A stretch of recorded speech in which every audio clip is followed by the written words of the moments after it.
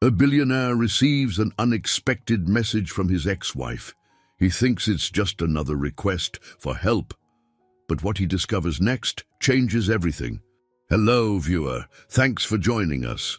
Leave a like and share your thoughts in the comments, along with the city you're watching from. Now let's continue with the story.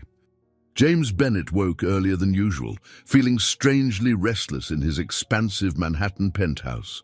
The gleaming sunrise pressed through floor-to-ceiling windows, bathing the living room in a gentle glow that contrasted with the sterile perfection of polished marble floors and meticulously arranged furniture.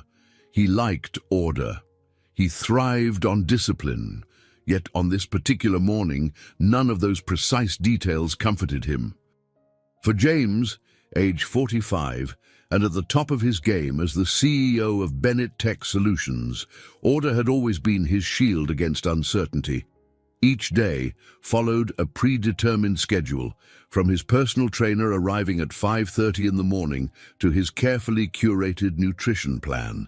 Even the blend of coffee in his automated espresso machine never varied. He had built his empire by leaving little to chance, embracing the controlled environment of conference rooms, market projections, and sealed business deals. While others might see his life as lonely, he rationalized that solitude was a byproduct of focus. He had chosen success over distraction. At least, that was the story he told himself. That morning, however, a simmering unease disrupted his routine. He took a deep breath and stepped onto his balcony, gazing at the sprawling view of Central Park. Instead of finding solace, he found a swirl of conflicted emotions. Memories floated forward, the kind that had a habit of surfacing when he was least prepared to face them. Specifically, the memory of Liliana, his ex-wife. They had divorced 5 years ago, after a tempestuous, short-lived marriage. Liliana had been his polar opposite, an artist with a heart full of spontaneity and warmth. She was 38 now, but his mind kept conjuring images of her at 33, arms splashed with paint, eyes glowing with creative fire. They had tried to salvage their relationship multiple times, but their final desperate attempt in Paris still lingered like a half-forgotten dream. James sipped his coffee slowly, letting the taste ground him. He reminded himself that Liliana was part of a past he'd locked away. He had chosen to move forward, to bury all the tumultuous feelings in boardrooms and expansions. And he had succeeded in building Bennet Tech Solutions into a juggernaut, particularly after sealing a series of mergers that catapulted the company onto the world stage. Just as he allowed this sense of pride to replace the nagging thoughts of his ex-wife, James's phone buzzed on the kitchen counter. It was unusual for anyone to message him this early, aside from his personal assistant or Andrew Williams, his longtime friend, now 50, and the only person who knew him beyond his corporate persona. With mild curiosity, James reached for the device. The screen displayed a name he never expected to see again. Liliana. His heart skipped a beat. He tried to compose himself with a clearing of his throat, but a surge of tension set in. Why was she contacting him now? After 5 years of utter silence, she had no reason to reach out, unless it had something to do with money. The memory of their divorce negotiations flashed in his mind. Liliana had been oddly calm, refusing substantial spousal support, insisting she wanted a clean break. Unlike many in his circle, she never leveraged his wealth to gain anything beyond the final settlement. She simply walked away. He hesitated before opening the message. When he finally tapped the screen, he found only a brief sentence. "We need to talk about that night in Paris." Instantly, the carefully constructed walls around his heart cracked. Was she referring to the last night they spent together?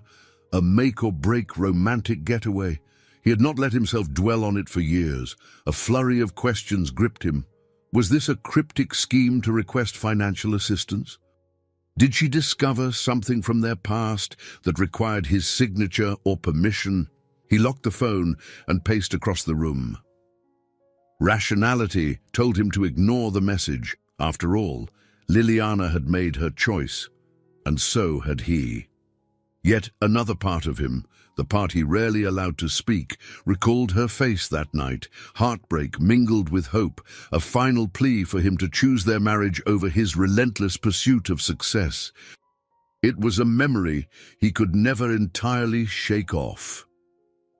Stepping into the marble-tiled hallway, he paused by a framed photo tucked discreetly on a side table. It was from an award ceremony years ago, with Liliana by his side. She looked radiant, wearing a gentle smile.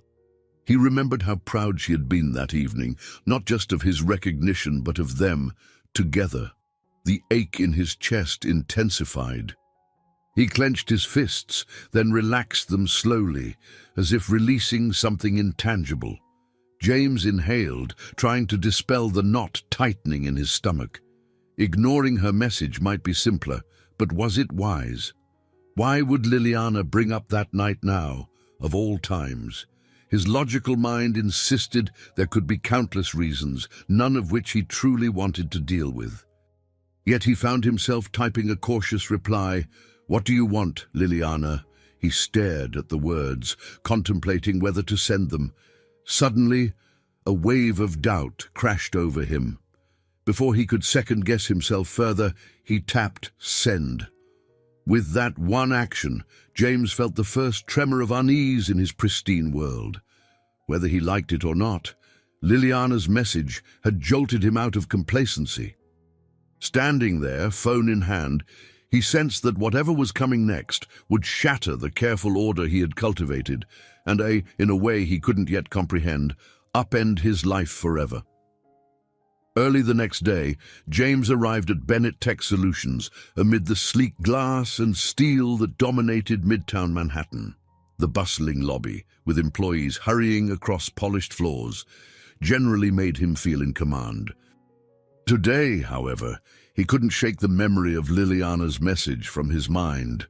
Her words, "We need to talk about that night in Paris," echoed in every quiet pause. His executive assistant, Yolanda, greeted him with the day's agenda, meticulously organized on a tablet.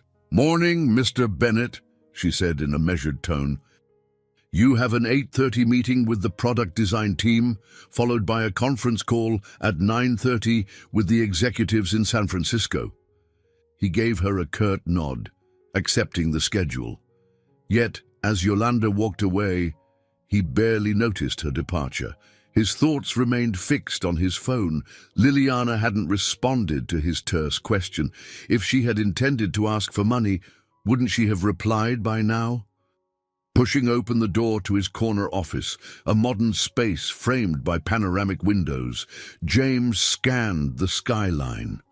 The city pulsed with energy, feeding his usual hunger for success.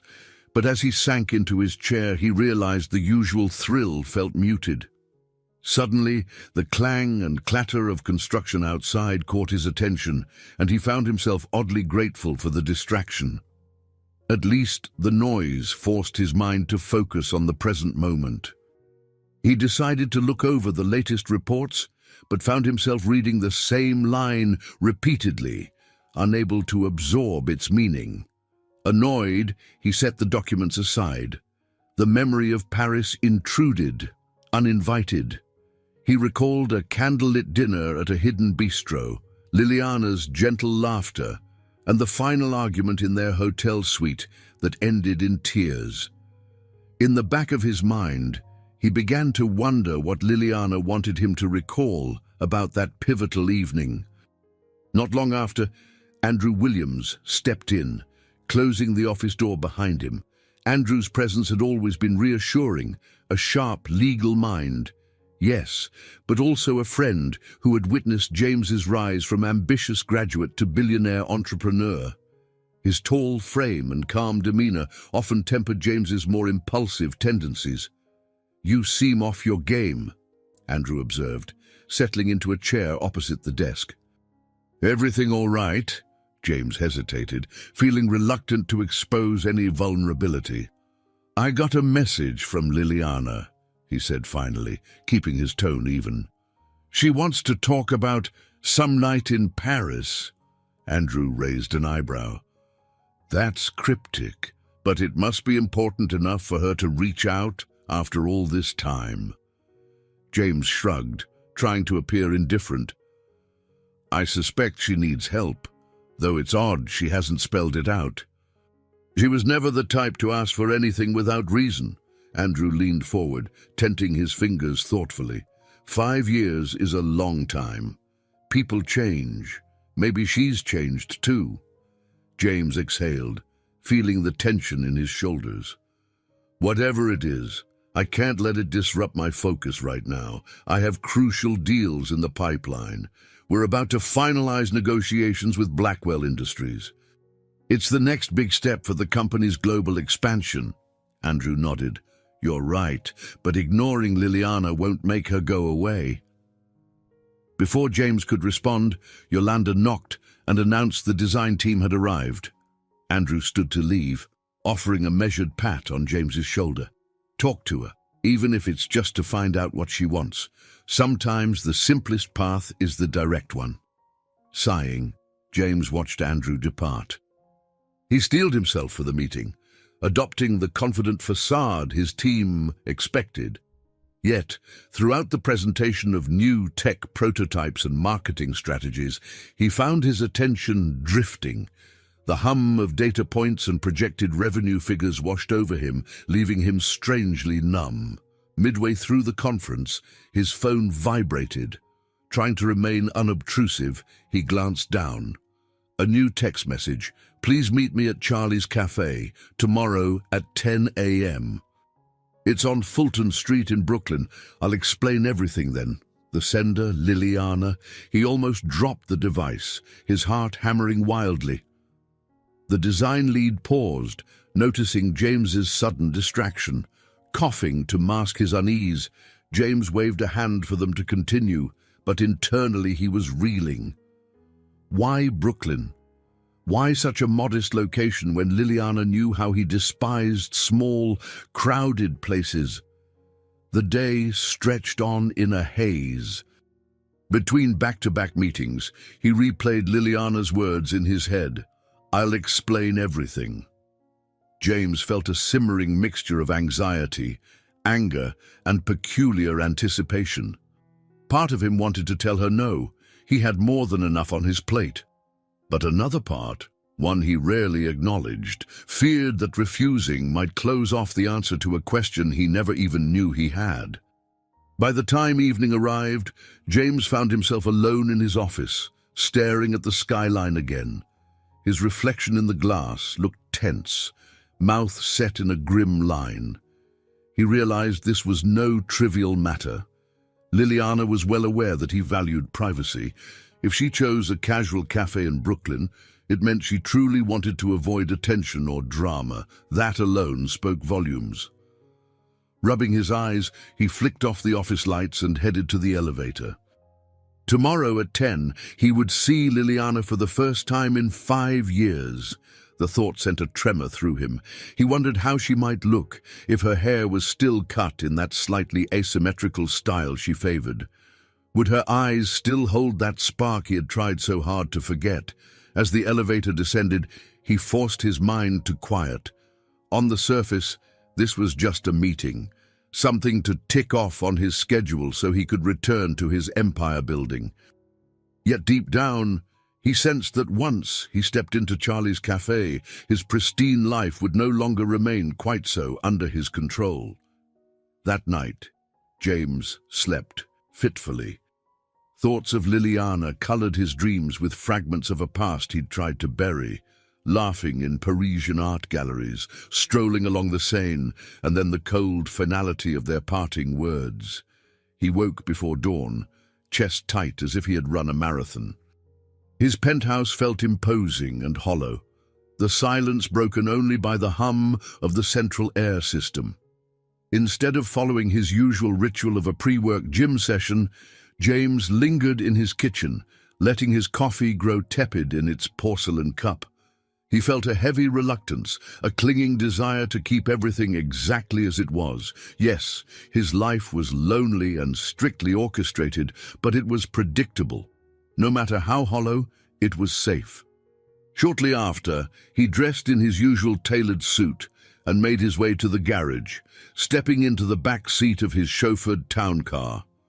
The driver gave a respectful nod. James responded with only a curt greeting, too wrapped up in his own thoughts to make small talk. The ride to the office felt longer than usual, each traffic light an opportunity for him to question whether meeting Liliana was a mistake. Yet he had agreed, implicitly. Another part of him, one he refused to label as hope, had pushed him to confirm. If there was closure to be found, he had to face it eventually. Upon arriving, he was greeted by a swirl of typical corporate demands. A security report that required his signature, a call from overseas investors wanting updates on a new product release. Normally, he thrived on this kind of relentless pace, but now it only aggravated the sense of suffocation. Every task felt mundane, overshadowed by the knowledge that in a few hours he would come face to face with the woman he once believed would be his partner for life. By mid-morning, Andrew stopped by to discuss pending legal matters. Sizing up James's clouded expression, he closed the door softly behind him. "You look like you're about to go 12 rounds in a boxing ring." James forced a brittle laugh. "I feel like it. My mind's in 1,000 places, and none of them have to do with work." Andrew tilted his head sympathetically. "Look, you don't have to do anything you don't want to, but you've come this far. Maybe it's best to just hear Liliana out." James pressed his lips together, nodding reluctantly. "I suppose I owe her that much. We never truly had a conversation after signing those final papers." Andrew placed a file on the desk. "Here's the draft for the next partnership agreement. Review it when you can. And James, take this one step at a time." Sighing, James watched his friend leave. The meeting with Liliana loomed over him like a thunderhead. He was due to depart the office soon, if he intended to reach Charlie's Cafe in Brooklyn by 10. He could have cancelled the meeting, just typed a quick text, something like, "I'm busy, let's reschedule." But deep in his gut, he knew that would be a coward's move. 40 minutes later, James found himself stepping out of a car into a part of the city that bore little resemblance to his usual haunts. Fulton Street was busy in a more grassroots way, small shops with handwritten signs, local bakeries, families strolling by with kids in strollers. The sweet smell of fresh pastries wafted from a nearby storefront. It felt oddly comforting and unsettling at the same time, a slice of life that rarely touched him. He spotted the cafe's modest sign and realized how incongruous he must look. A powerful billionaire in an impeccably tailored suit, standing on a worn sidewalk in front of an unremarkable brick building. For a moment, he debated just turning around and returning to his chauffeur. But he steeled himself and pushed open the glass door. Inside, the aroma of ground coffee beans enveloped him. A few patrons looked up, mildly curious, then went back to their own breakfasts. Liliana was seated in a booth near the back, wearing a simple navy blue sweater. She looked different, thinner, a bit pale, but she still had the same regal posture and deep brown hair. When her eyes met his, he felt that same old tug in his chest he'd once tried so hard to deny. Gathering his composure, James walked over and slid into the booth across from her. For a moment, neither spoke. The noise of the espresso machine and hushed chatter of other customers formed a strange background hum. He could see the tension in her face, the set of her jaw. She clasped her hands around a mug as if seeking warmth. "Liliana," he said at last, voice low, "you look well." She offered a fleeting smile. "I guess that's a kind way to put it. Her gaze dropped to the steam rising from her coffee. "Thank you for coming." James nodded, unsure what to say. A waitress appeared briefly, and he ordered a black coffee, barely registering his own words. The hush that followed weighed heavily. Summoning courage, he fixed his attention on her. "Your message mentioned Paris," he managed. "I admit I'm curious why that night matters all these years later." Liliana hesitated. He noticed the faint tremor of her lips before she spoke. "There's no easy way to say this, James, but we do need to talk about that last night we spent together, just before everything ended." He swallowed, his chest tight. "What about it?" Her eyes flicked up, brimming with a mix of resolve and anxiety. "Just listen carefully, please. Because what I'm about to tell you will change everything." James felt the urge to protest that nothing could truly change his life now. He was set in his path. But something in her voice silenced him. He nodded, bracing himself. The old fear of emotional vulnerability surged, but he forced it down. He wasn't the same man as 5 years ago, at least he hoped so. Whatever Liliana had to reveal, he would hear her out. Because deep inside, he suspected that once he walked away from this cafe, there would be no turning back. Liliana took a moment to steady herself. James could see her knuckles whitening against the coffee mug. The cafe's mellow chatter seemed distant as he waited for her to speak, every instinct telling him to guard his emotions, brace for the worst. His logical mind conjured a dozen possibilities: money, illness, betrayal. Yet her demeanor suggested something far more profound. Finally, she spoke in a measured tone, each word clearly chosen. "After that final argument in Paris, I discovered I was pregnant." The sound of plates clinking across the cafe blurred into a dull roar in James's ears. He blinked, certain he must have misheard. "Pregnant," he echoed, voice trailing off. Liliana nodded, lips pressed in a tense line. "I was so sure that you'd pick your business over anything else, over a family. We were on the brink of separation, and I just couldn't face another rejection. I made the decision to leave, to raise our daughter on my own." His thoughts whirled, 1,000 questions crashing into one another. A daughter. All that time, he had a child living somewhere in the same city, or maybe somewhere else entirely. Panic and an odd sense of wonder roiled within him. "Why didn't you tell me?" he asked, unable to keep the slight tremor from his voice. Liliana sighed. "I convinced myself it was for the best. You'd never shown that you could prioritize anything above your company. I wanted our child to grow up with stability, not a father who was perpetually absent."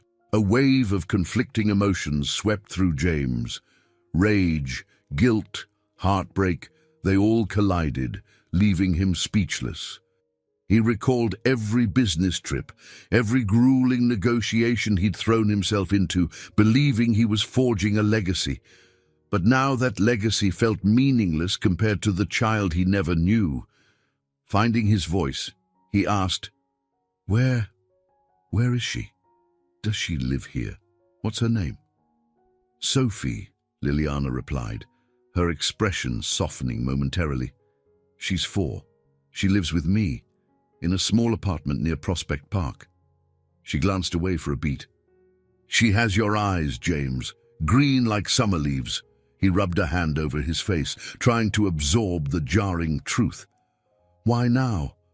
Why tell me after all these years?" Liliana took another breath, mustering courage. "Because I'm sick. I was diagnosed with cancer, ovarian, 8 months ago. The treatments are intense. I'll need more aggressive sessions soon.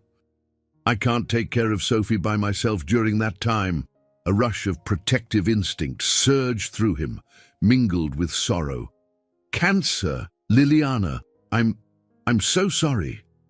It felt woefully inadequate, a hollow phrase, but he meant it sincerely. He stared at her slim face, noticing the shadows around her eyes. She had always been radiant, full of an artistic spirit that drew people in.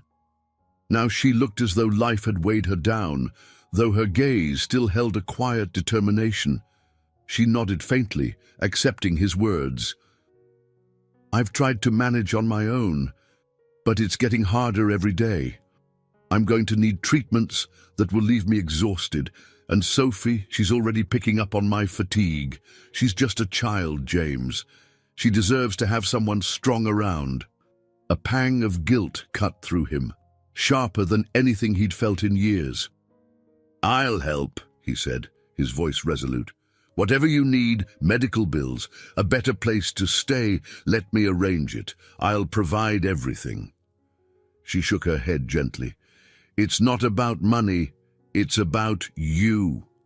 Sophie doesn't need some faceless benefactor. She needs a father, someone who cares enough to be there in person, not just send checks." He swallowed hard, recalling how often he'd tried to fix problems by writing a check. It was what he knew best, throwing money at an issue until it vanished. But in the face of fatherhood and serious illness, that approach felt pathetically insufficient. He struggled to formulate an answer. "I can be there, but I also have a massive enterprise to run, deals in motion. I can't just—" Liliana lifted a hand, her tone shifting to a touch more exasperated. "I'm not asking you to drop everything and vanish from your world. But I do need to know if you can give Sophie and me some real commitment, even if it's not perfect. I'm preparing for the worst in my treatment, James. It might get ugly." He stared down at the table. The old, familiar tug-of-war erupted within him. He had always prided himself on controlling every aspect of his life. Now, faced with a daughter he had never met and an ex-wife who was gravely ill, he couldn't simply rely on strategy or negotiation. For the first time, he feared that no matter what he chose, someone or something important would slip through his fingers. He looked back up into Liliana's eyes. "I want to meet Sophie," he said, voice tentative yet firm. "I want to see her, to understand who she is. If we're doing this, I should start there." Liliana's tense features softened. Relief mingled with apprehension in her expression. "All right. Let's take it step by step." In the muted light of the cafe, James felt the weight of his decision press down on him. He had given Liliana his word, though he still had no clue how he would balance fatherhood, the demands of a multinational corporation, and the emotional upheaval that came from reopening old wounds.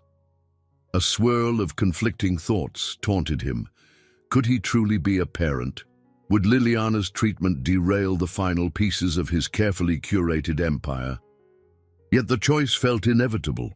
The moral conflict was clear. He would either rise to the challenge or risk losing what little chance he had at forging a meaningful bond with his daughter, and perhaps, in the process, finally discovering the deeper meaning his life had always lacked. James left the cafe, feeling as though an invisible weight now lay across his shoulders. The Manhattan skyline loomed in the distance, shimmering with midday light. He phoned his driver to pick him up, then stood against the building's faded brick exterior, wrestling with the whirlwind of thoughts that threatened to consume him. Liliana had asked him to come by her apartment the following afternoon to meet Sophie. The prospect both unsettled and intrigued him. He had never interacted meaningfully with a child before. Certainly, he donated to countless pediatric charities, shaking hands for photo ops, but that was different, formal, distant. This was personal, unbelievably so. When his car finally arrived, he slid into the back seat, instructed his driver to take him home rather than the office. For once, James found himself unwilling to face the swirl of corporate responsibilities. He needed space to think. Staring out the window at the passing streets, he marveled at the everyday scenes: parents walking hand in hand with children, an elderly couple chatting on a bench. These small human moments carried a weight he had long overlooked. By the time he reached his penthouse, the sun hung low in the sky. Rather than calling his assistant or checking his messages, he loosened his tie and wandered to the window, gazing at the city lights beginning to flicker on. How many times had he congratulated himself for his single-minded drive, believing that forging a corporate legacy justified every personal sacrifice? Now, the thought that he had a 4-year-old daughter, someone who might need him in a far more profound way, unraveled the confidence he'd spent years building. Determined to get some clarity, he reached for his phone and dialed Andrew. Within minutes, Andrew agreed to come over, sensing the urgency in James's voice.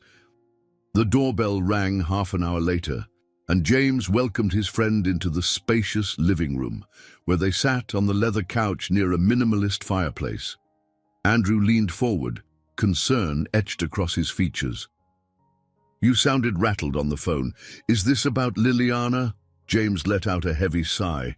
"She just told me we have a daughter, Sophie. She's 4, and Liliana is really sick. Cancer." He paused, absorbing the gravity of those words as if for the first time. Andrew's eyes widened. He looked momentarily lost for words. "My God, I'm sorry. That's a lot to take in."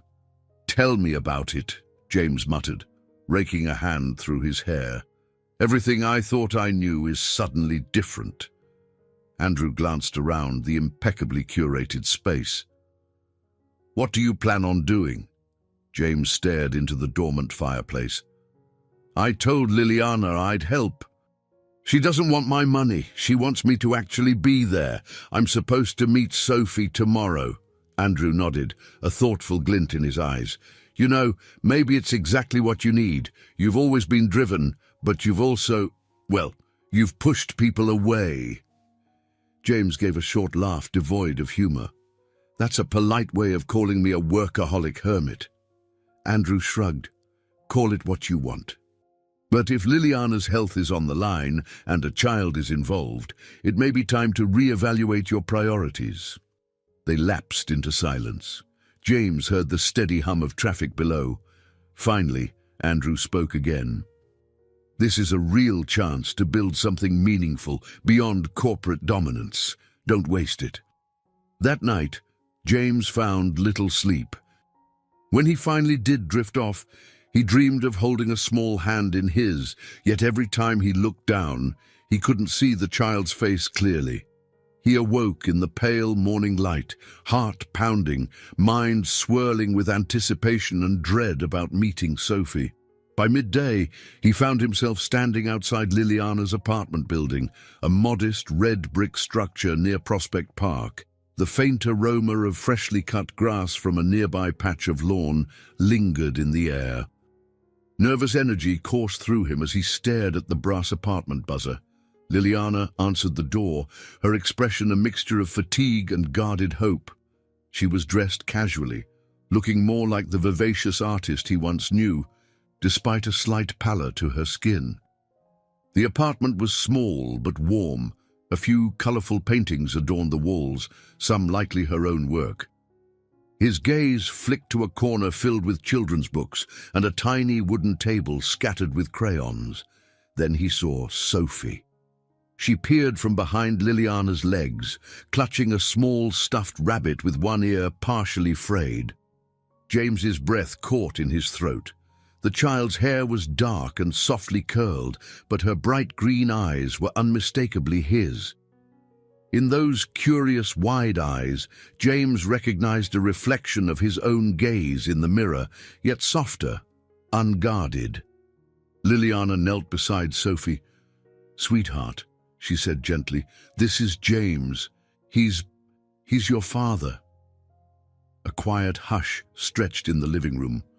Sophie studied James, her grip on the rabbit tightening. His heart thundered. He was painfully aware that the next moments mattered more than any billion-dollar negotiation he'd ever led. Summoning the warmth he rarely showed in public, James crouched down to Sophie's eye level. "Hi, Sophie," he said softly, managing a small smile. "It's nice to meet you." For a second, the girl didn't move. Then she shuffled forward a step. "Hi," she whispered, her voice barely audible. The gravity of that single word struck James harder than any boardroom victory.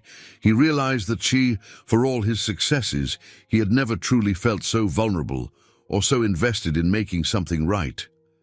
As Liliana watched them, eyes glistening with unshed tears, James offered Sophie his hand, and in that innocent gesture, her small fingers curling into his, he sensed the beginning of a journey that would change his life in ways he could scarcely imagine.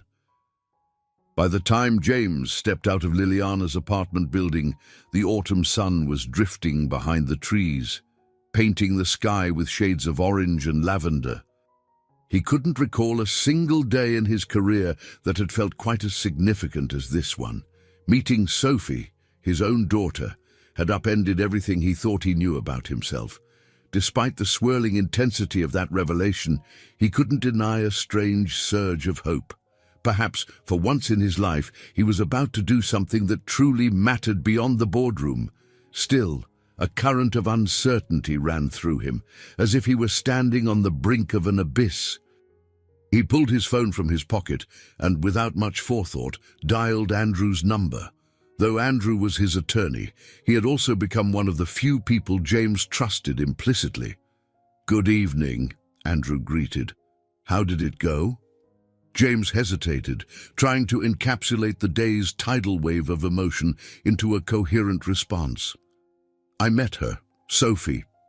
I'm still trying to process it all. She looked at me like I was a stranger, which I guess I am." He paused, exhaling slowly. "I don't know how to be a father, Andrew. I've spent years shutting people out so I could focus on building my company. Now I find out I have a 4-year-old who needs me." Andrew's voice softened. "You won't have all the answers on day 1 or day 10, but you can't treat this like a merger. There's no tidy contract to sign and finalize. It's a relationship that grows with time, patience, and genuine presence." James halted on the sidewalk, absorbing Andrew's words as traffic bustled around him. "I'm not sure I have the skills for that," he admitted, recalling the awkwardness he felt when trying to talk to Sophie, how he hadn't known what to say or do. "You have the capacity," Andrew said firmly. "You just need to let yourself care. Let yourself be vulnerable. That's the real challenge, my friend." James ended the call feeling slightly more anchored. Andrew was right. Becoming a father demanded far more than financial support or logistical planning. It required something intangible, emotional commitment. The next morning, James arrived at Bennett Tech Solutions and found Andrew in his office, leafing through a stack of documents. They agreed to tackle pressing legal matters, but the atmosphere in the room felt different, less formal. Andrew had always known James's business side. Now he was witnessing a personal transformation that neither of them could quite define. "So," Andrew began, setting the files aside, "you asked me to gather some information on family law, just in case."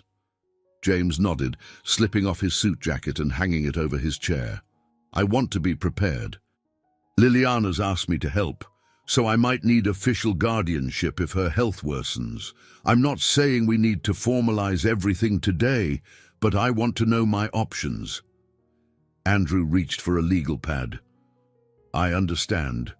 You're looking to create a safety net for Sophie." James leaned forward. "Exactly. I don't want her drifting through the system if Liliana's condition takes a turn for the worse.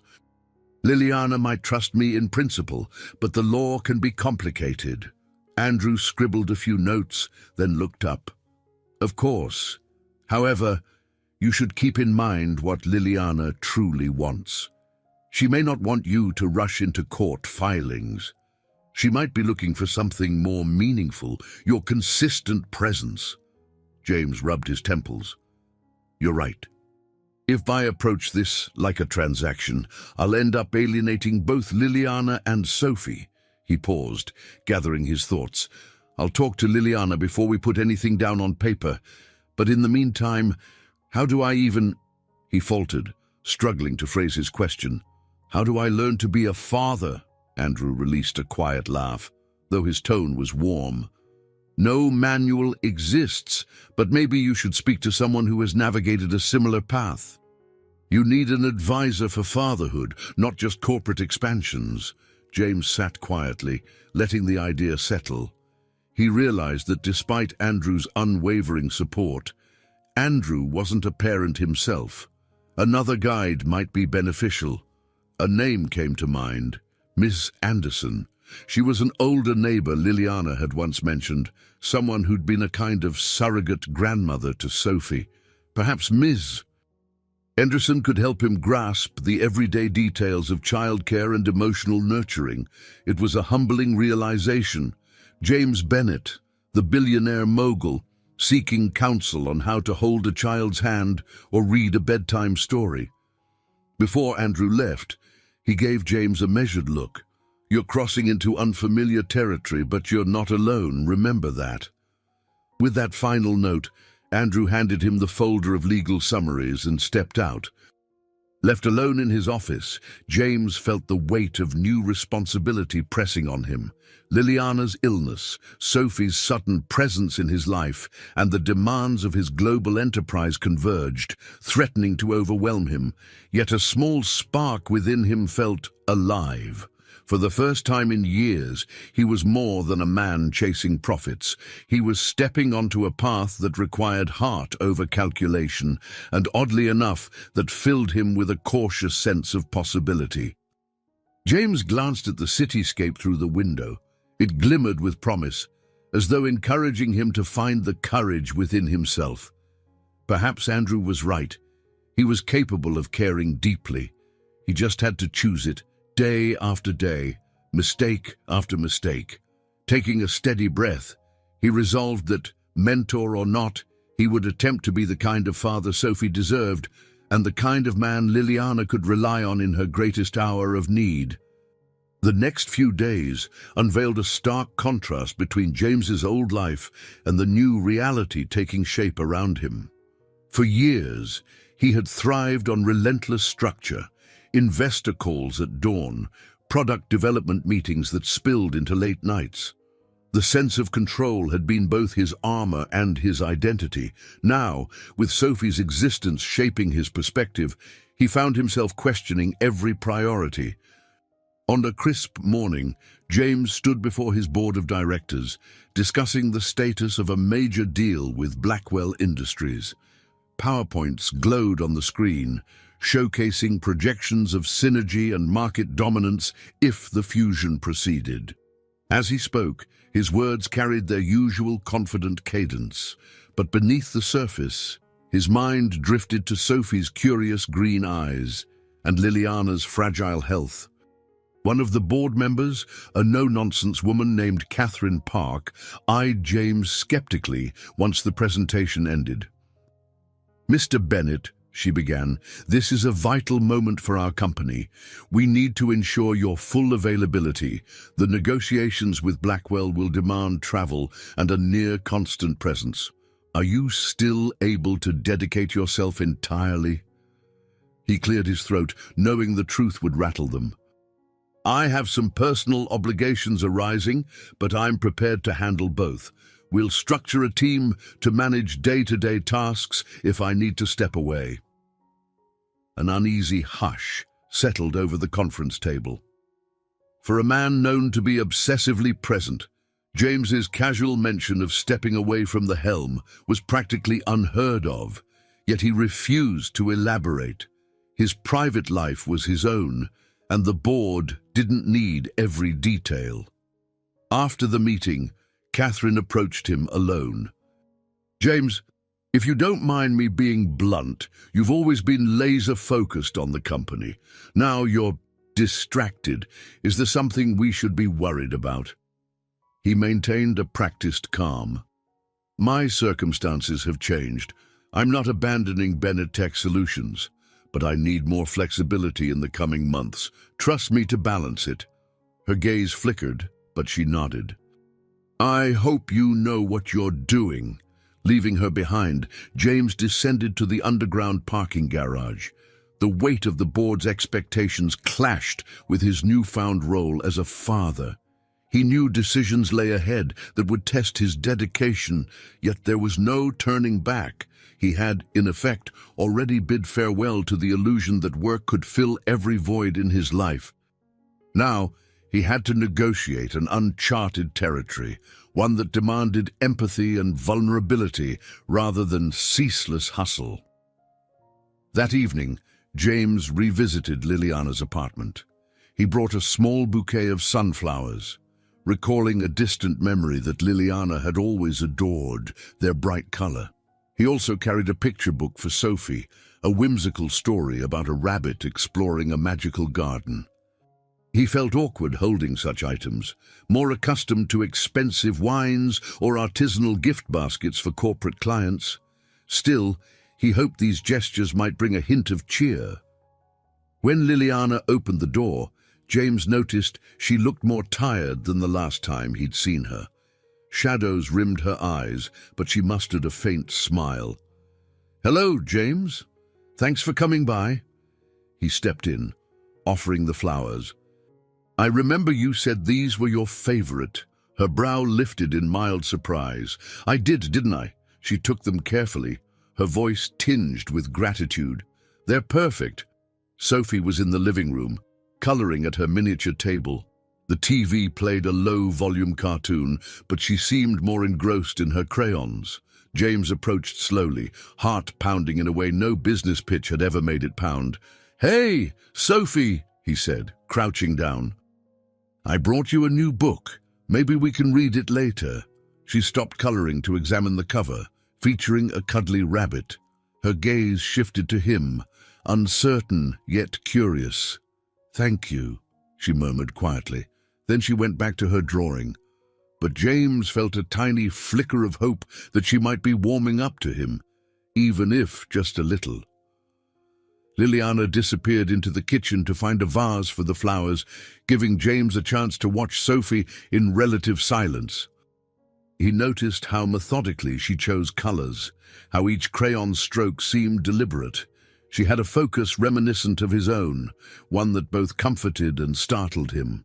Finally, she lifted the paper to show him. "It's a picture of a garden," she announced solemnly, as if unveiling an important masterpiece. He studied the scribbles of green and yellow. "It's beautiful. You're quite the artist, like your mom." A shy smile hinted at the corners of Sophie's mouth.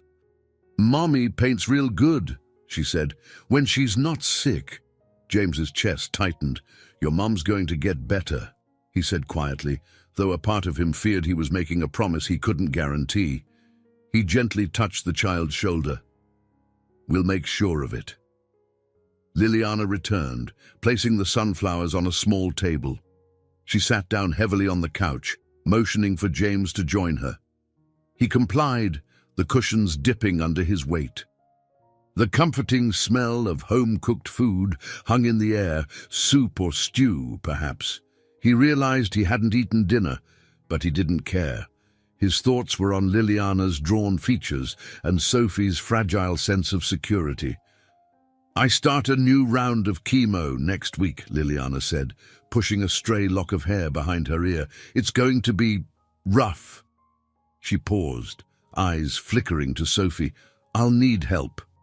Without hesitation, James nodded. "I'm here. Whatever it takes." In that moment, he sensed he was stepping irrevocably away from the life he once knew, crossing a threshold toward deeper responsibility. The illusions of invulnerability and boundless corporate ambition slipped away, replaced by a humbling reality.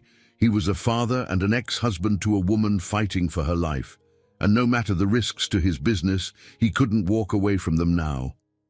Sunday arrived with a crisp breeze. The sky was startlingly blue, the kind of morning that invited strolls through the park or lazy brunches at neighborhood cafes. Yet James found himself engaged in an entirely foreign routine, helping Liliana pack a small overnight bag for the hospital, She'd already arranged for her friend, Miss Anderson, an elderly neighbor with a calming presence, to watch Sophie while Liliana received treatment. However, James had insisted on assisting too. It felt unnatural to him, stepping so directly into their daily life, but the relief in Liliana's eyes told him it was the right choice. He had never been to this particular hospital before. It was an older building in Brooklyn, far from the state-of-the-art private clinics James typically patronized. The corridors were lined with faded posters about healthy eating and cancer awareness, and the faint odor of antiseptic hung in the air. The whole environment felt simultaneously sterile and overwhelmed, a far cry from the immaculate, high-tech offices where James usually spent his days.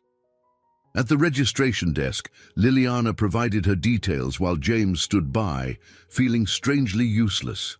A wave of awkwardness rolled over him. He was a billionaire, accustomed to dictating his schedule to an army of assistants, yet he couldn't speed up the paperwork or whisk Liliana to the front of the line. Standing there, it dawned on him how easily money solved so many of life's inconveniences, except, of course, for the ones that mattered most.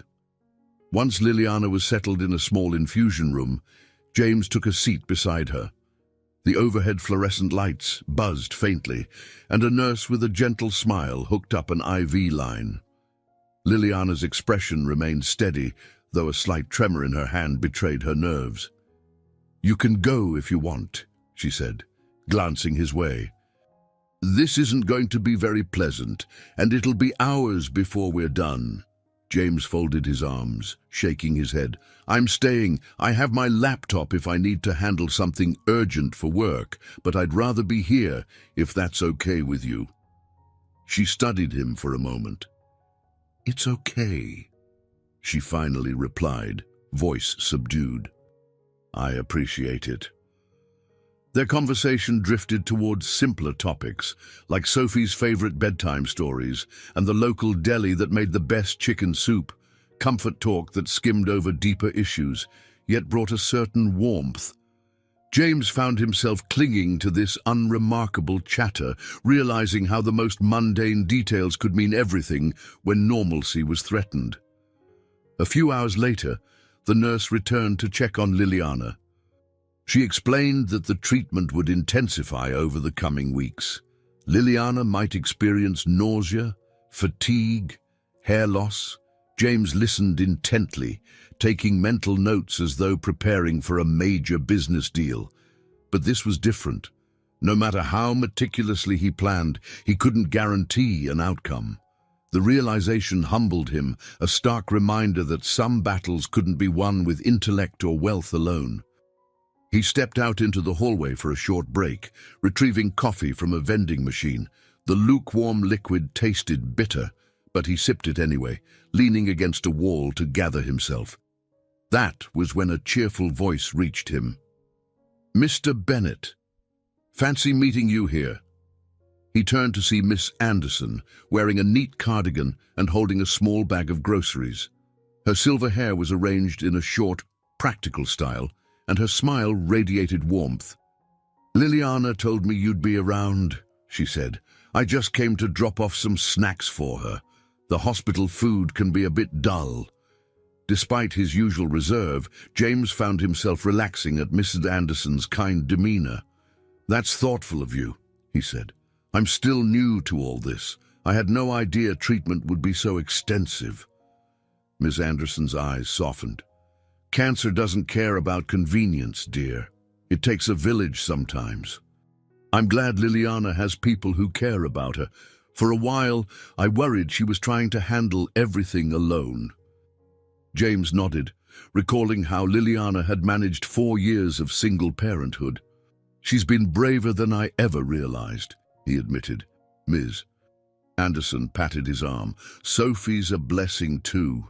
That little girl brightens the room wherever she goes. I know this is all new to you, but you're doing just fine. Don't be afraid to learn as you go." Touched by her words, James smiled. It was a peculiar sensation. feeling gratitude for a simple bit of kindness, as if a part of him long dormant was awakening. "Thank you, Miss Anderson," he said softly.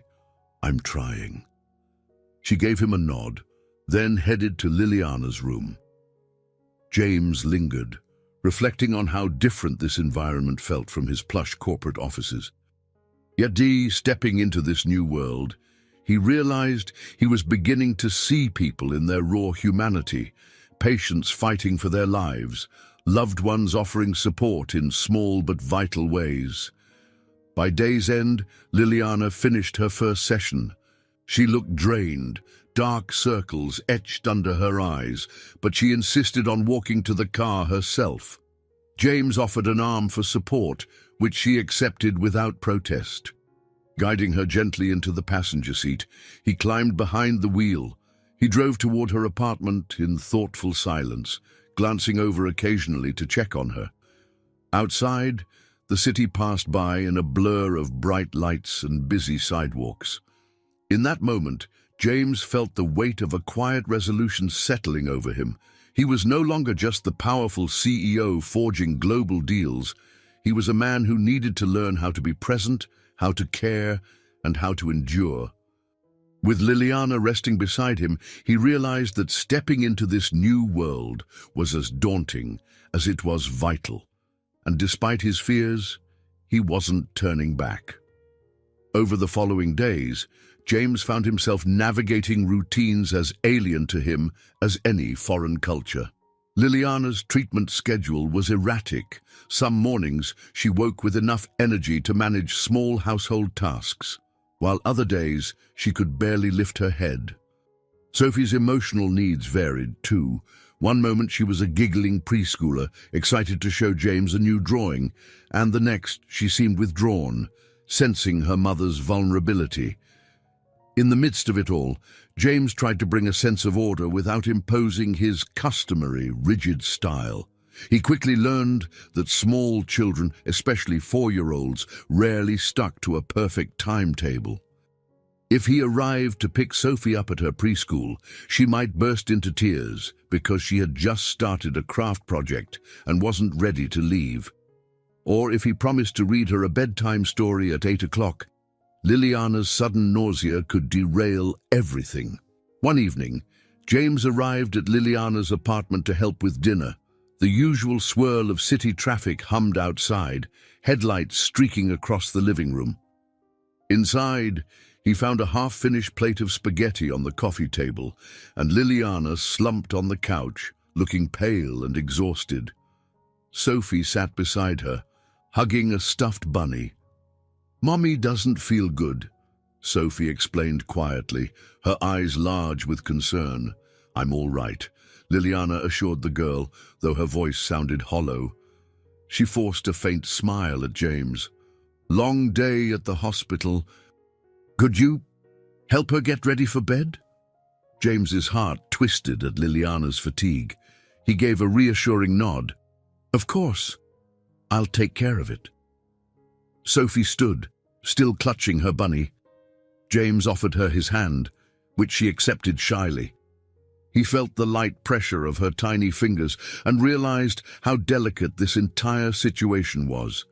Together, they walked to her room, a small, cheerful space covered in crayon artwork and stuffed animals.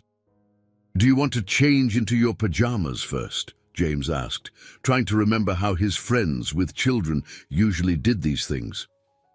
Sophie nodded. She retrieved a pair of polka dot pajamas from a dresser, then paused. "Mommy usually helps me," she whispered. James took a breath. "I know she's resting, but I'm here now. We can figure this out together." He helped her unbutton her top and navigate the pajamas. His movements were awkward at first. Sophie giggled when the sleeve got stuck, and James found himself laughing too, grateful for the moment of levity.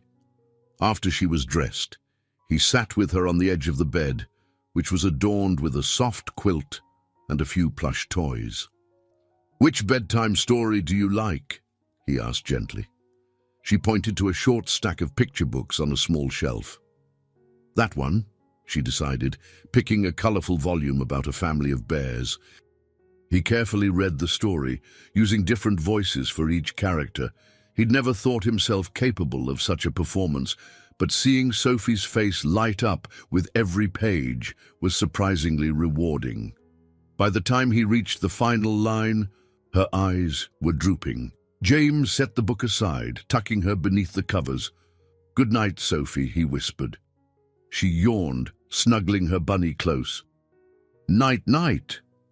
Then, with her eyes half closed, she added, "Are you going to stay with Mommy?" A soft pang hit him. "Yes," he answered. "I'll make sure she's all right." Sophie nodded, already drifting into sleep. James watched her for a moment, marveling at how trusting she was. A few weeks ago, he hadn't known she existed. Now, he was reading her bedtime stories. He left the room quietly, returning to the living area where Liliana still lay on the couch, eyes closed. She stirred at his approach. "Is she asleep?" He settled onto a chair near her. "Yes, she went to bed without any fuss. We had a little adventure with the pajamas, but we managed." Liliana opened her eyes, gazing at him with a mix of gratitude and relief. "Thank you." James hesitated, searching her face. "How are you feeling?" "Better, now that I'm not on my feet," she murmured, attempting a thin smile. "I can't tell if the chemo is worse on my body or my mind, but either way, it's brutal." A swell of compassion rose within him. "Is there anything else I can do? Cook dinner, pick up more medication, anything?" She shook her head. "You've already done a lot. Just be patient with us, especially with Sophie." "She's scared, though she tries to hide it." James nodded, thinking of the child's anxious eyes. "I will. I promise." Liliana shifted on the couch, exhaling shakily. "I should have told you sooner about her. I was afraid you'd reject us." "Maybe I would have, back then," he admitted quietly, "but not now." She studied him, assessing the sincerity in his gaze. Then she extended a hand, and he took it gently, as if sealing a silent agreement. No further words passed between them, but the moment felt significant. He was adapting, however clumsily, into a new role, a reality that demanded both humility and courage. And for once, the sense of responsibility filling his chest didn't feel like a burden. It felt like the closest thing to purpose he'd ever known. Early the next morning, James realized he needed support beyond Andrew's legal counsel. Parenting and caregiving for Liliana required day-to-day know-how he simply didn't possess. Recalling Miss Anderson's warmth, James decided to visit her for guidance. After dropping Sophie at preschool, he drove a few blocks to Miss Anderson's brownstone, a cozy building on a tree-lined street. The older woman greeted him with a welcoming smile. "Come in, dear." "I was just making tea." In her living room, doilies graced the arms of overstuffed chairs, and family photos lined the mantel. The atmosphere radiated comfort in a way James wasn't used to. He was more familiar with glass desks and abstract art. Yet the moment he sank into one of the chairs, he felt himself relax. Miss Anderson handed him a floral patterned teacup. "Now, how can I help you today?" James sipped the hot liquid, letting the gentle warmth soothe his nerves. "I'm trying to figure out how to balance everything. Sophie, Liliana's treatments, my company. I've never done this before, and I feel—" He paused, searching for the right word. "Inadequate." Her kind eyes observed him. "No one's born knowing how to be a parent or how to deal with illness. You learn through small steps, mistakes, and forgiveness. If you need practical tips, I can certainly share a few." She proceeded to give him simple but valuable advice. Maintain routines for Sophie. Be patient with her moods, and ensure Liliana got proper nutrition post-chemo. They spoke for nearly an hour, covering everything from bedtime routines to local health resources. At one point, Ms. Anderson patted his hand. "Remember, It's not about perfection. It's about being present, doing your best. James felt an unexpected lump in his throat. "I appreciate your help," he said, voice slightly thick with emotion. "Liliana and Sophie are counting on me." Ms. Anderson's expression turned gentle. "They are, but that doesn't mean you have to face this alone. Your friend Andrew, me, maybe even other parents at Sophie's preschool. We can all be allies if you let us." Realizing how quickly he defaulted to handling problems solo, James nodded. He was used to being the leader, the problem solver. But in this domain, collaboration was not just beneficial, it was necessary. Leaving Miss Anderson's home, James felt a flicker of reassurance. He could do this if he accepted the support of those willing to help. That notion lingered in his mind as he drove to the office, running through a mental checklist of tasks. Amid strategies for corporate growth, he slipped in new personal reminders. Pick up Sophie by 5, call Liliana's oncologist to verify next week's schedule, check if Mrs. Anderson could help on days he had urgent business. Later that afternoon, James met Andrew for lunch at a quiet bistro near the Bennett Tech offices.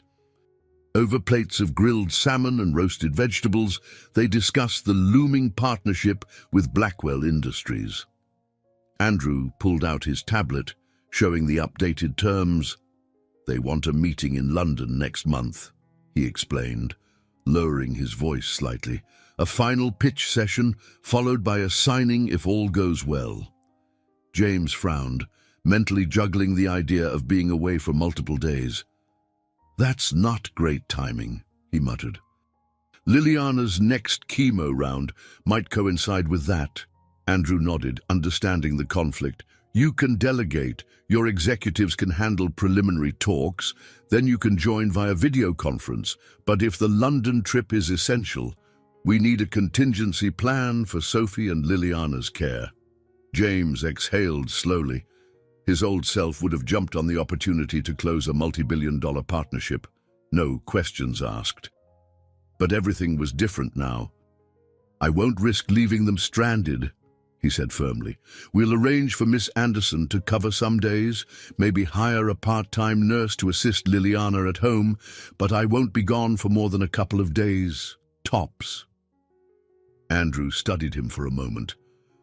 "You've changed, James." James managed a small smile.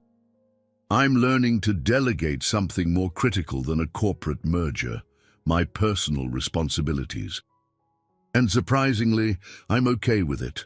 After lunch, they parted ways. James felt a renewed sense of determination.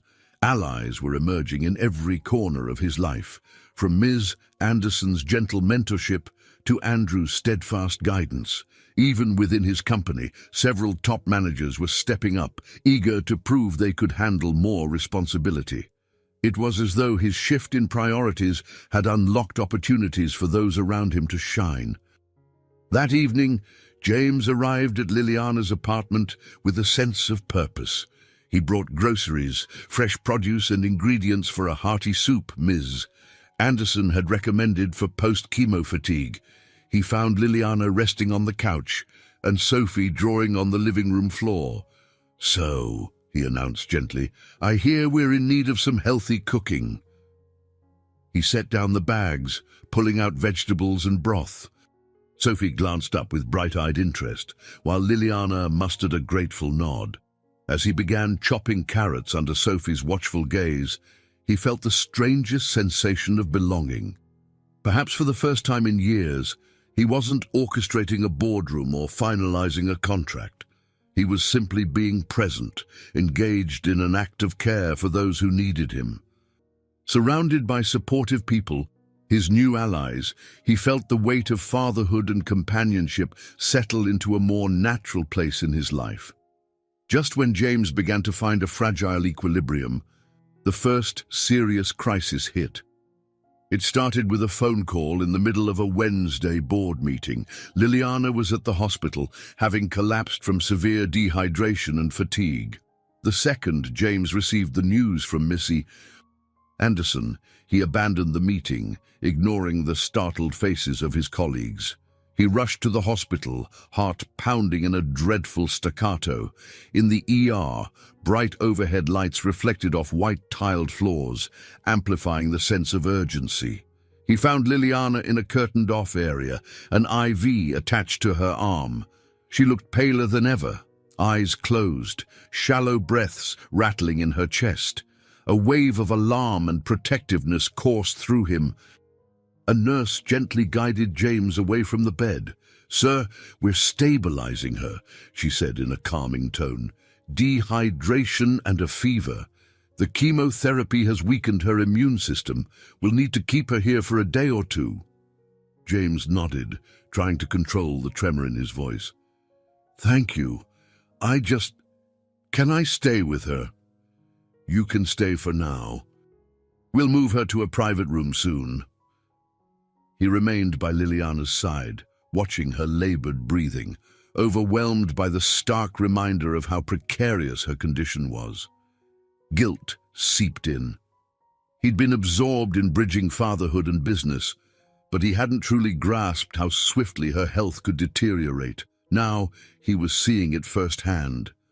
Hours later, when Liliana woke briefly, she found James in the chair beside her, eyes red-rimmed from worry. "Sophie," she murmured, her voice raspy. "She's with Ms. Anderson, safe," James reassured her, leaning in to ensure she heard him. "Take it easy, Liliana. You're in good hands." Her gaze drifted around the sterile environment, realization dawning slowly. "I'm sorry," she whispered, tears gathering at the corners of her eyes. I hate that Sophie sees me like this." "Don't apologize," he said firmly, gently clasping her hand. "This isn't your fault." The next day was a blur of medical updates and quiet vigil. Liliana's fever subsided, but her body remained frail. Meanwhile, Sophie grew anxious at home, missing her mother. James swung between hospital visits and phone calls to Andrew, who offered to handle work emergencies. With each passing hour, the delicate balance James had been trying to maintain threatened to unravel.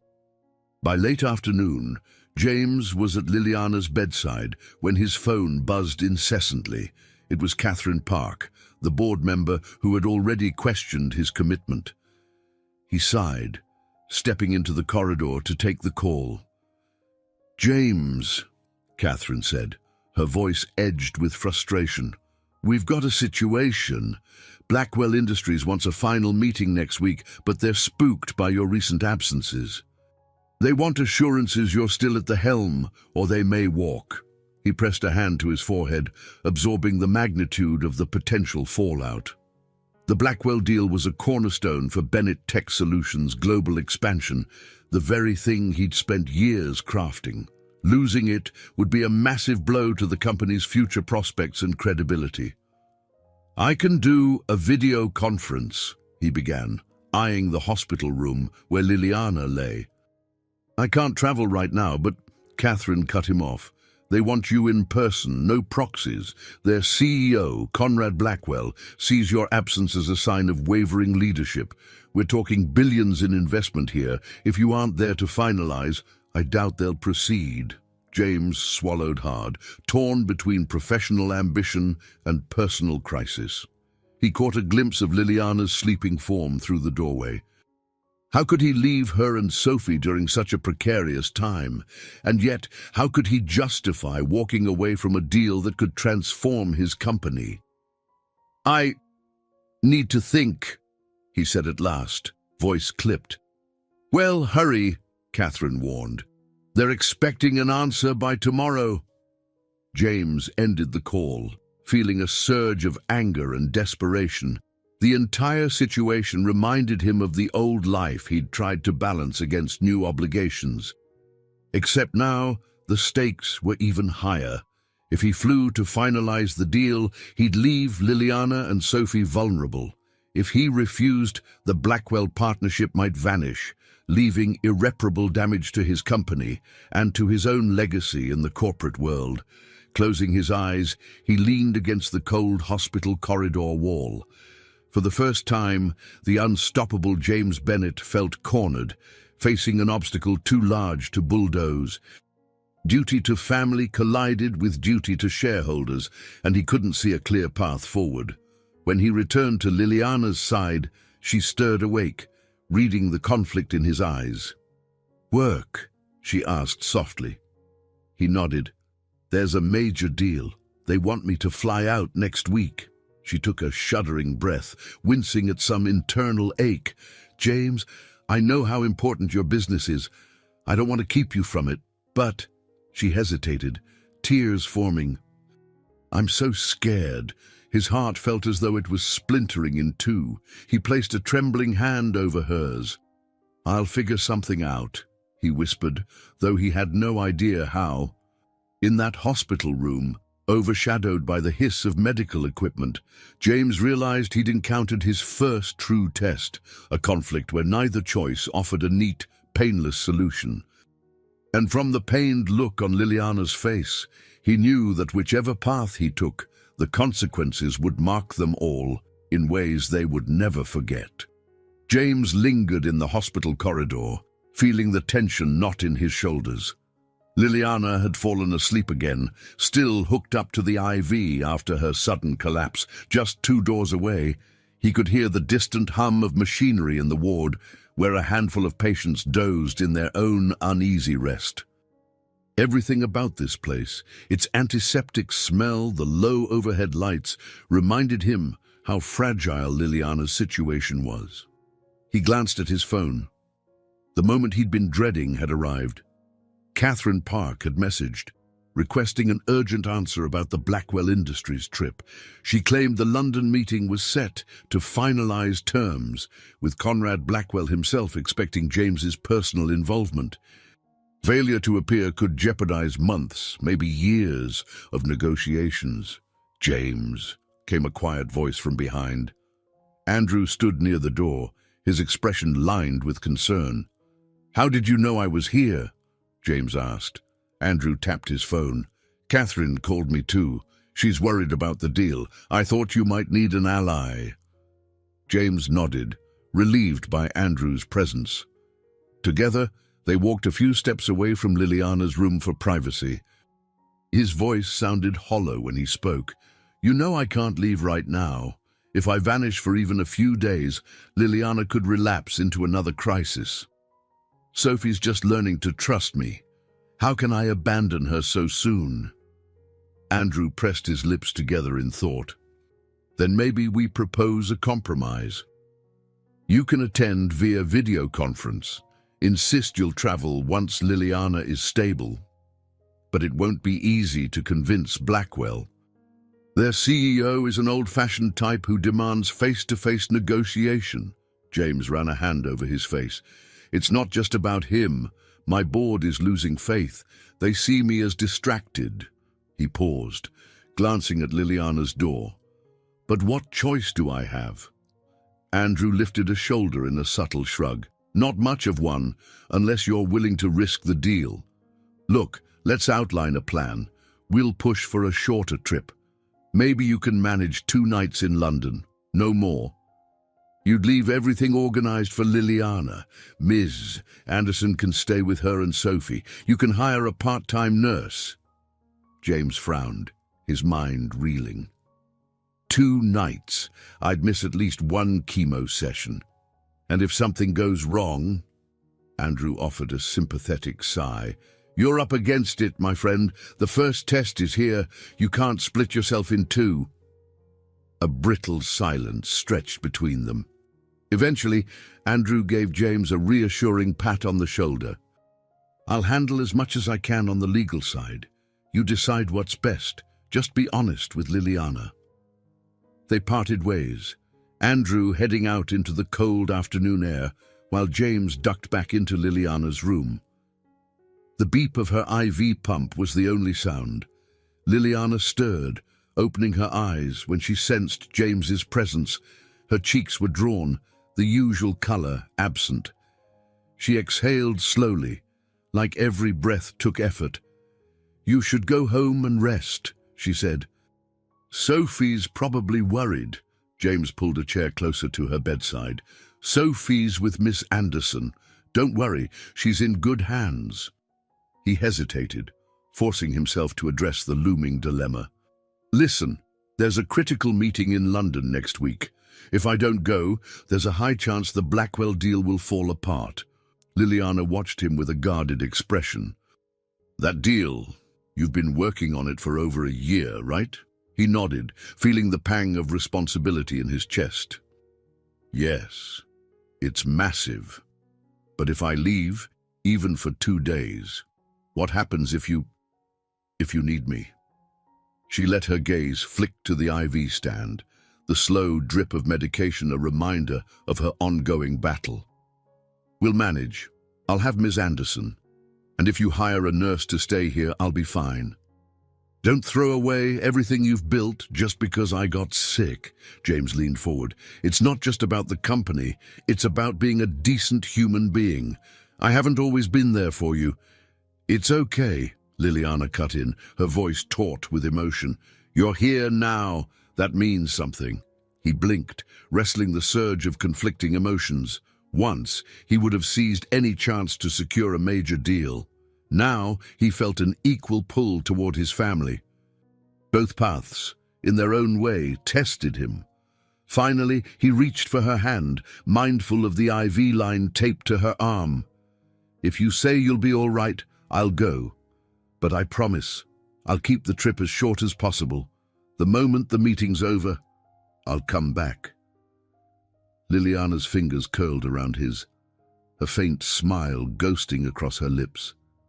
That's all I ask. Exhaustion overcame her, and she closed her eyes again. James listened to her breathing, the rhythmic beep of the monitor, and let the decision settle in his mind. He'd do what was necessary to preserve the deal briefly, yet return in a heartbeat if needed. This was his test, to bend without breaking, to prove he could juggle both roles. Despite his trembling uncertainty, he resolved to try. In the ensuing days, James worked feverishly to set up a support network for Liliana and Sophie. He poured resources into hiring an experienced home nurse, Marcia Greenfield, a middle-aged woman with a soothing voice and a calm demeanor. Mrs. Anderson kindly agreed to fill any gaps in childcare. She was retired, after all, and had a soft spot for Sophie. Meanwhile, Andrew handled the legalities behind the scenes, quickly drafting short-term care documents that would allow James to make medical decisions on Liliana's behalf if her condition worsened. It wasn't a full custody arrangement, but it offered a level of security. James felt a tinge of relief having a plan in place, though a part of him cringed at how formal it all sounded. On a crisp afternoon before his flight, he picked Sophie up from preschool. She trotted to him, pigtails bouncing, hugging her bunny tightly. "Hi," she said, voice shy but warming up with familiarity. James held out his hand, guiding her to the car. "How was your day?" "I painted a unicorn," she replied with a proud tilt of her chin. "Can I show you?"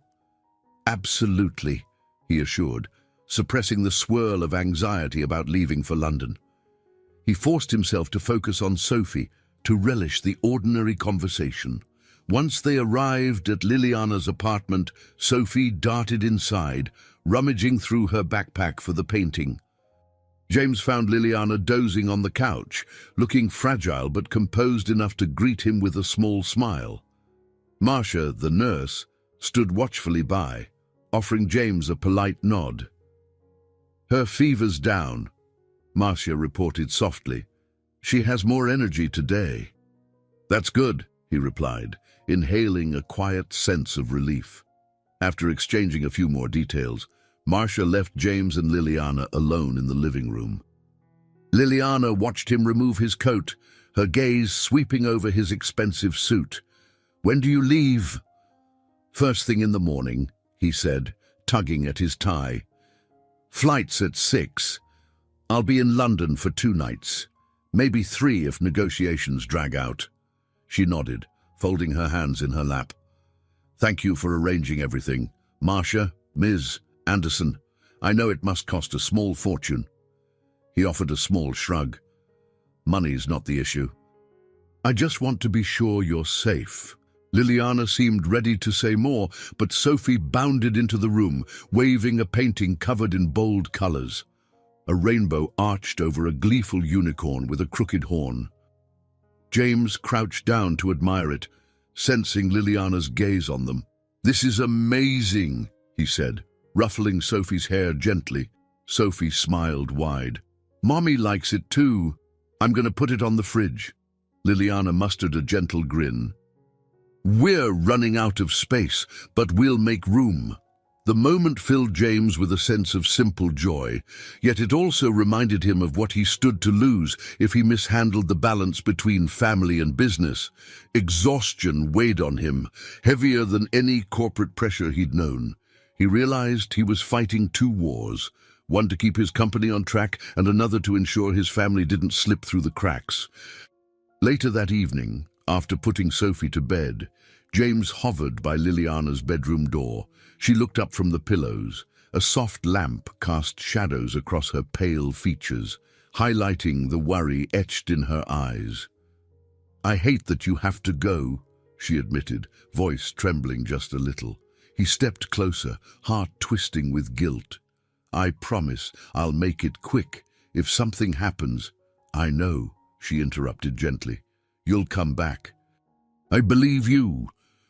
Her quiet confidence was both reassuring and heartbreaking. James reached out, briefly brushing the back of his hand against her cheek. "Get some rest," he said, voice hushed. Liliana nodded, her eyes glinting with unshed tears.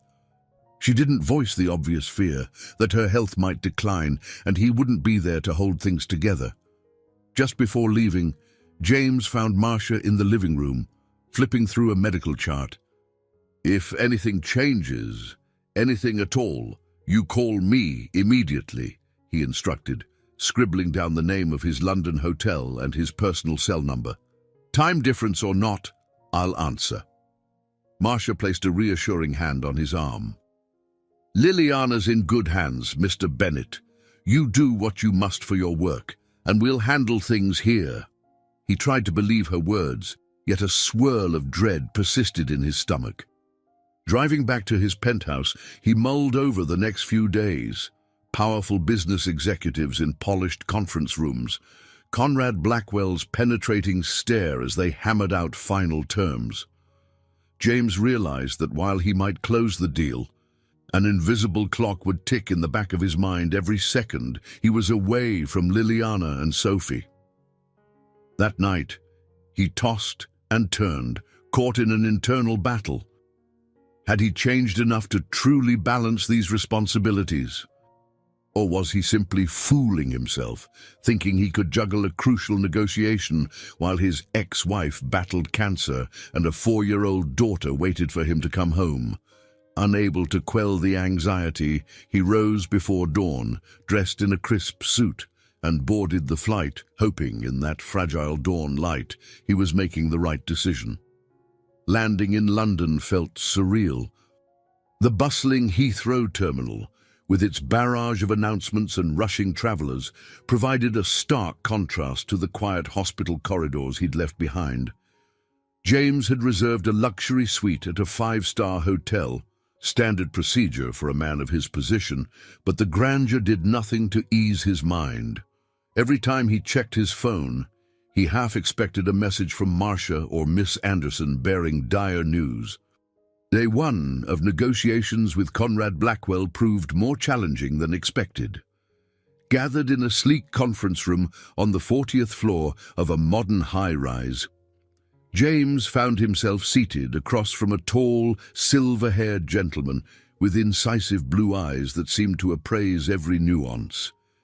"As we finalize this merger," Conrad began, adjusting his gold cufflinks, "we need your unwavering commitment, Bennett Tech Solutions included. The global market is volatile, and we must move decisively." James nodded, trying to match the man's intense demeanor. Yet, each statement brought an edge of tension. Conrad pressed for deeper integration than initially agreed, aiming to restructure certain departments within Bennett Tech Solutions. James sensed that Conrad aimed to exploit any sign of weakness. Perhaps he'd heard rumors that James was distracted by personal matters. They broke for lunch, and James stepped into the corridor, phone already in hand. A few missed calls flashed on the screen, and his heart lurched. He dialed Marcia immediately, ducking into a private alcove. "Mr. Bennett," Marcia greeted. Her voice carried a note of fatigue. "Liliana's coping all right, but she's had more severe nausea today. Sophie's worried. She cried for you this morning, asking when you'd be back." A pang of guilt struck him. "Is Liliana stable?" "Yes, for the moment." James closed his eyes, relief and regret warring inside him. "Keep me updated on every development. I'll fly out as soon as we wrap here." He ended the call, shoulders sagging. Even from thousands of miles away, the weight of responsibility pressed down, reminding him that no matter how adept he was at business, illness and a child's fears were not so easily contained. That afternoon, negotiations took a turn for the worse. Conrad demanded a final signing by the next day, pushing an accelerated timeline.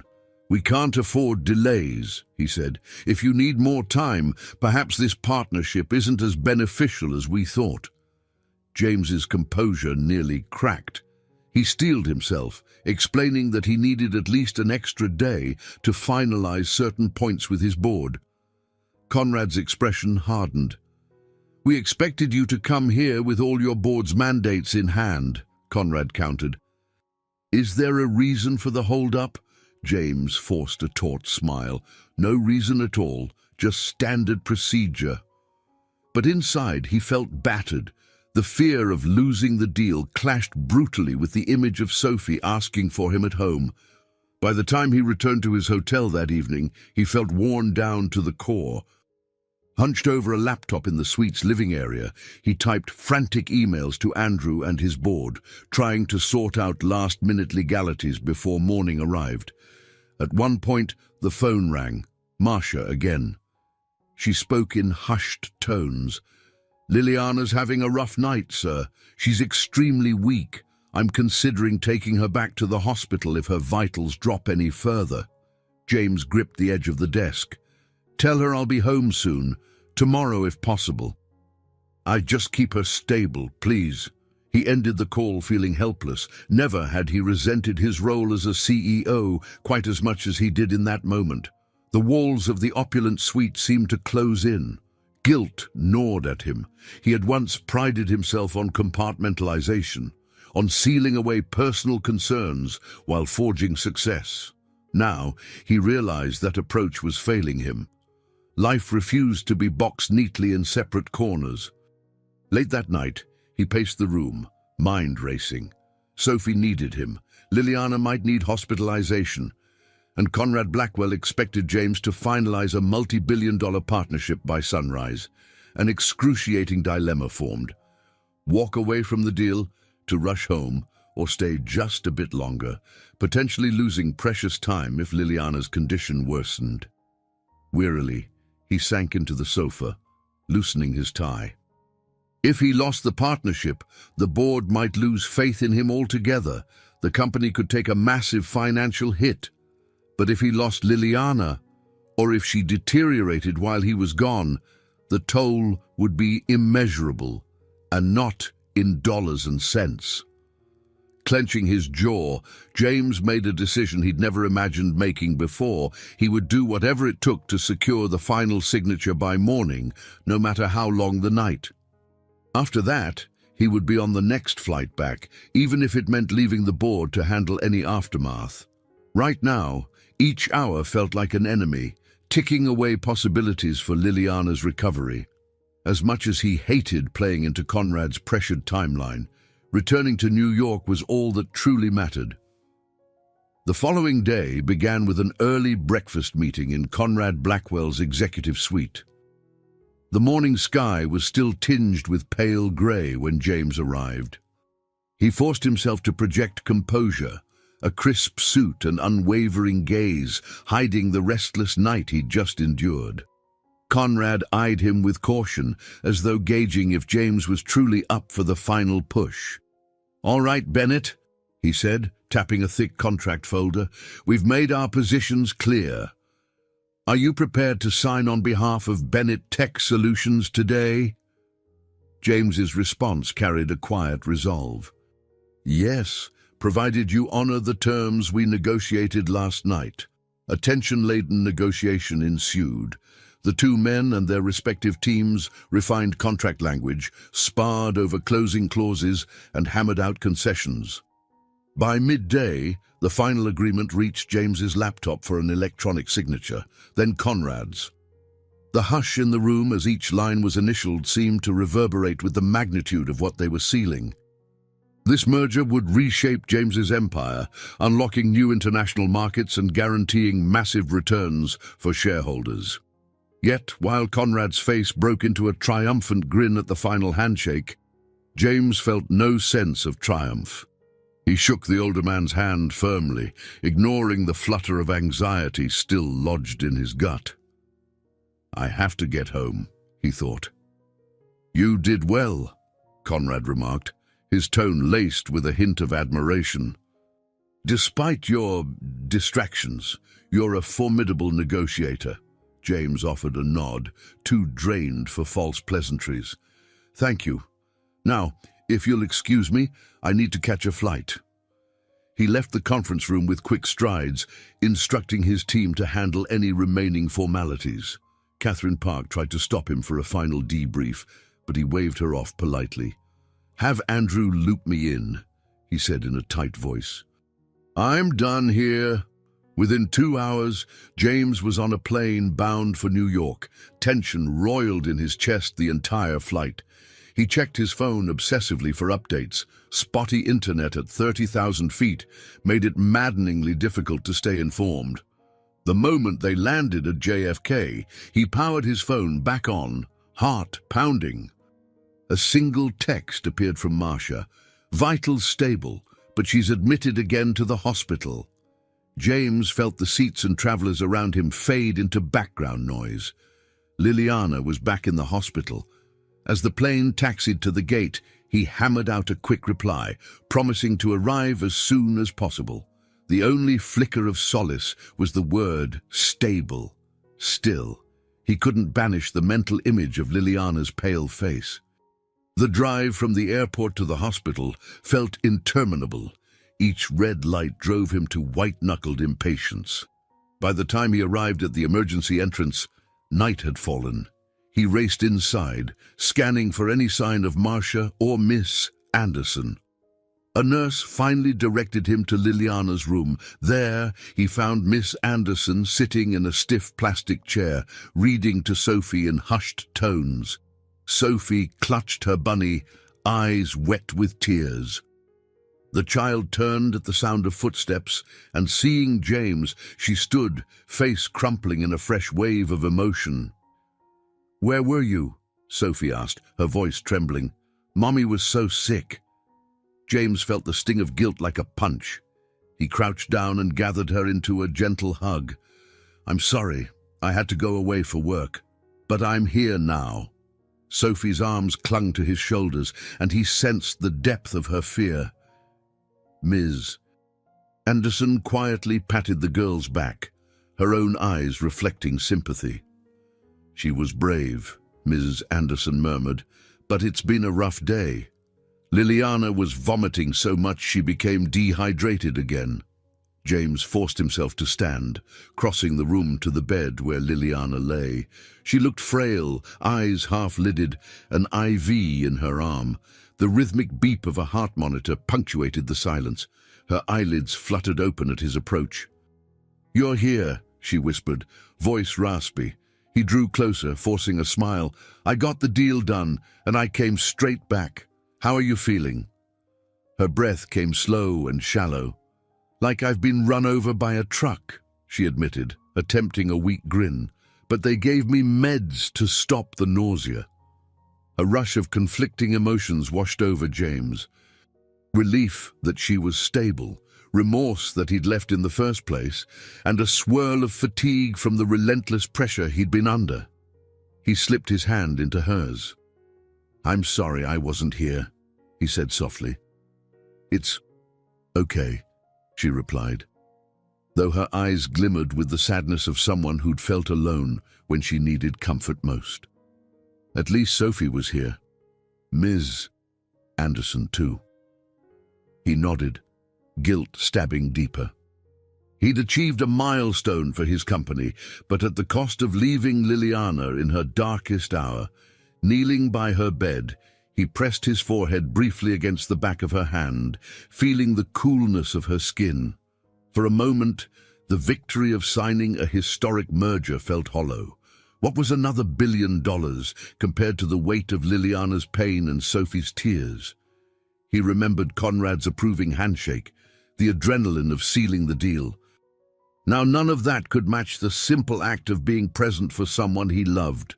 The contrast between boardroom success and human need had never felt so stark or so devastatingly real. The hospital room became a home base for James over the next few days. He managed phone calls and email updates from the hallway, refusing to stray far from Liliana's side. Nurses came and went with fresh IVs, checking vitals, adjusting medication.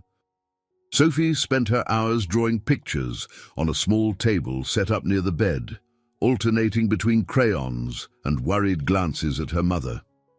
One afternoon, Liliana dozed fitfully while Sophie napped on a makeshift cot by the window. Andrew arrived, balancing 2 cups of coffee. He handed one to James, motioning for them to step into the corridor. "Thought you might need a pick-me-up," he whispered. James took a grateful sip, feeling the jolt of caffeine. His exhaustion was bone deep, yet he couldn't bring himself to leave, not even for a proper meal. "Thanks," he murmured, leaning against the wall. "I feel like I'm juggling a dozen knives. The deal's technically signed, but the follow-up details are piling up, and I can't be in the office. Liliana's still so weak." Andrew tilted his head, sympathy written on his features. "The board understands to a point. You've secured the partnership. That buys you some credibility, but they want reassurance you'll be back soon. There's talk of a shareholders' conference." James fought back a wave of frustration. "A shareholders' conference now? I can't leave Liliana alone. She's had 2 emergency hospital visits in the last week." Andrew patted his shoulder. "We can postpone a formal conference, but not forever. The new Blackwell-Bennett merger is big news. Stakeholders are demanding to know the company's direction. We need a strategic rollout plan." James scrubbed a hand over his tired face. "I get it, but Liliana's priority." End of story. He paused, remembering Sophie's anxious eyes every time he left the room for more than a few minutes. "I won't abandon them again." Andrew studied him for a moment, a flicker of approval in his gaze. "No one's asking you to. We'll figure out a compromise. The big question is, how do we manage your time without letting either side slip, your family or your corporation?" James swallowed, appreciating Andrew's candor. "I don't know yet," he confessed. "I'm running on adrenaline, a single crisis, and I'm undone." Andrew set his coffee cup on a nearby ledge. "Then maybe it's time you delegate more authority within the company. Catherine Park and the others can handle day-to-day decisions while you focus here. At least until Liliana is stable." Though it pained James to relinquish that much control, the logic was undeniable. "I might have to," he conceded. "I just hope the board doesn't see it as weakness." A corner of Andrew's mouth lifted. "I think you'll be surprised. People appreciate a CEO who values humanity. You closed the biggest deal in the company's history. Nobody can question your commitment to success. Now show them your commitment extends to something beyond the bottom line." James inhaled slowly, letting Andrew's words settle. The weight on his shoulders felt no lighter, but a sense of clarity bloomed. He needed to reorganize responsibilities, trusting his carefully chosen executives. Perhaps, in doing so, he could be the father and friend Liliana and Sophie needed without torpedoing the business he'd spent years building. They re-entered Liliana's room, where Miss Anderson was quietly tidying up a tray of half-eaten hospital food. Sophie stirred, blinking sleep from her eyes, and Liliana also roused. Andrew offered them all a gentle wave. "I'll leave you to rest," he said, stepping out discreetly. Liliana turned her head toward James, her voice subdued. "Everything okay?" He mustered a reassuring smile. "Yes, just company matters. Andrew's taking the lead so I can stay here." She reached out, and he took her hand, careful not to disturb the IV line. "You don't have to do that," she murmured. "What if they see it as negligence?" "Let them," James said. "I'm not leaving you right now." A fragile look of gratitude crossed her face. "I spent so long sure that you'd always pick work. But you didn't. Thank you." Sophie sat up, wiping her eyes. "Is Mommy better?" she asked in a small voice. James crouched by her, gently brushing a lock of hair behind her ear. "She's getting there. We just have to be patient and help her stay strong." The girl nodded, hugging her bunny. "Okay." In that small room, James felt the escalating pressure more acutely than ever. The next phase of Liliana's treatment loomed, an even harsher round of chemotherapy. The newly minted partnership with Blackwell demanded strategic oversight. Sophie needed a steady father figure. He could sense a climactic trial forming on the horizon, something that would demand every ounce of commitment and courage he had left. Yet, for the first time, he believed he might endure whatever was coming. Not because of his business acumen, but because he finally understood that real success meant standing by the people you care about, no matter how daunting the challenge. As he gently squeezed Liliana's hand, feeling Sophie's small shoulder lean against him, he braced himself for the central test. It was no longer about conquering the business world alone. It was about conquering his own fear of losing what truly mattered, and discovering if he had the strength to save it. For several weeks, James maintained a delicate balancing act that tested him in every conceivable way. Liliana had settled into a private room at the hospital for her next round of chemotherapy. Sophie split her time between Miss Anderson's comforting brownstone and the hospital's waiting area, coloring pictures or watching cartoons on a tablet. Meanwhile, Bennett Tech Solutions was transitioning into the newly formed Blackwell-Bennett partnership, demanding near-constant oversight. Despite the relentless strain, James held steady until a grave setback struck without warning. Late one evening, Liliana's doctor summoned him for an urgent conversation. A petite woman in her early 50s, Dr. Nguyen, guided James into a dimly lit consultation room, her expression grave. "We've detected some abnormalities in Liliana's recent scans," Dr. Nguyen explained, pointing to images on a monitor. "The cancer cells are proving more aggressive than we initially thought. We need to escalate her treatment, possibly moving to a more experimental protocol." The news landed like a punch to his gut. Experimental, meaning there are no guarantees it'll work. The doctor nodded gently. "There are always risks, but waiting could be even more dangerous. Her next rounds will be more taxing. She'll need significant support, physically, emotionally, financially." James felt his throat tighten. "I'll do whatever it takes. Just tell me what you need." "It won't just be about money," Dr. Nguyen cautioned. "She'll need round-the-clock care, unwavering encouragement. The stress on both of you, on Sophie's too, will be substantial." That night, he sat at Liliana's bedside, watching her sleep. The rhythmic whir of the IV pump underscored the magnitude of the decision before them. He weighed the concept of experimental treatment, knowing full well that it could offer hope or heartbreak. If he encouraged Liliana to proceed and the side effects proved devastating, how would he live with that? Yet if they did nothing, her prognosis could worsen more rapidly. When Liliana stirred, he swallowed hard and explained the situation in hushed tones. She listened, absorbing the news calmly, despite the fear flickering in her eyes. "It's your call," James concluded, voice trembling at the edges. "But whatever you decide, I'm with you." Liliana's gaze dropped to the thin blanket covering her legs. "I want to try," she whispered. "If there's even a chance this can buy me more time with Sophie, with you." She trailed off, her cheeks flushed with both emotion and exhaustion. James placed a hand over hers, ignoring the tangle of IV tubes. "Then we'll fight," he said, mustering as much confidence as he could. "No matter what it takes." Their conversation was interrupted by a soft knock at the door. Marcia, the home nurse now practically living at Liliana's side, stepped in.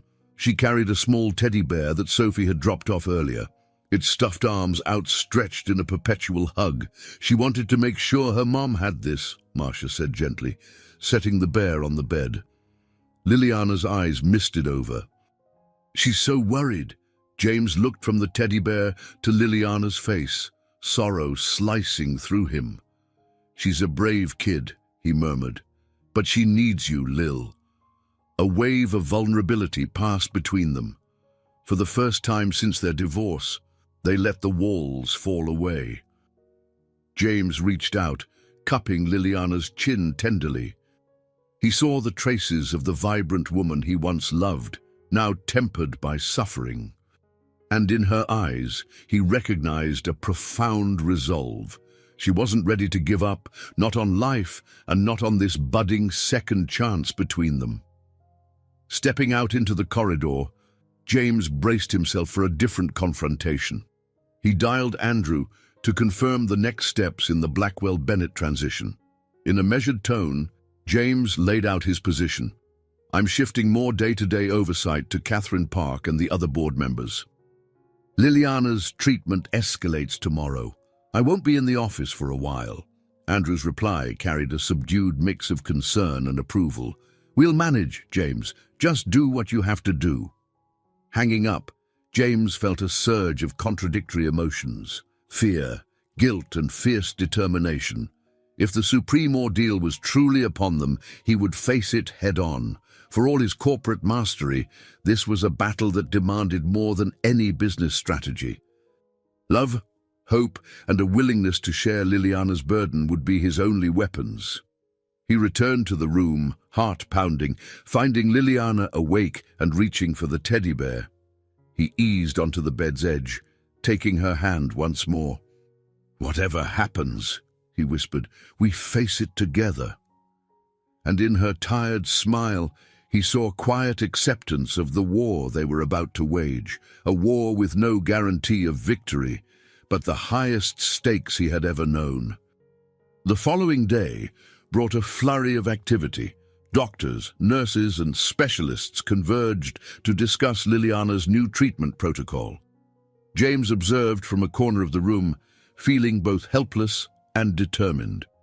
An experimental drug regimen would begin that afternoon, featuring potent chemicals meant to attack the cancer cells more aggressively. The side effects, however, promised to be severe. Outside in the hallway, Sophie clung to Miss Anderson's hand. The little girl had drawn a bright rainbow across her forearm with markers, a childish attempt to bring color into the solemn environment. Catching James's eye, Ms.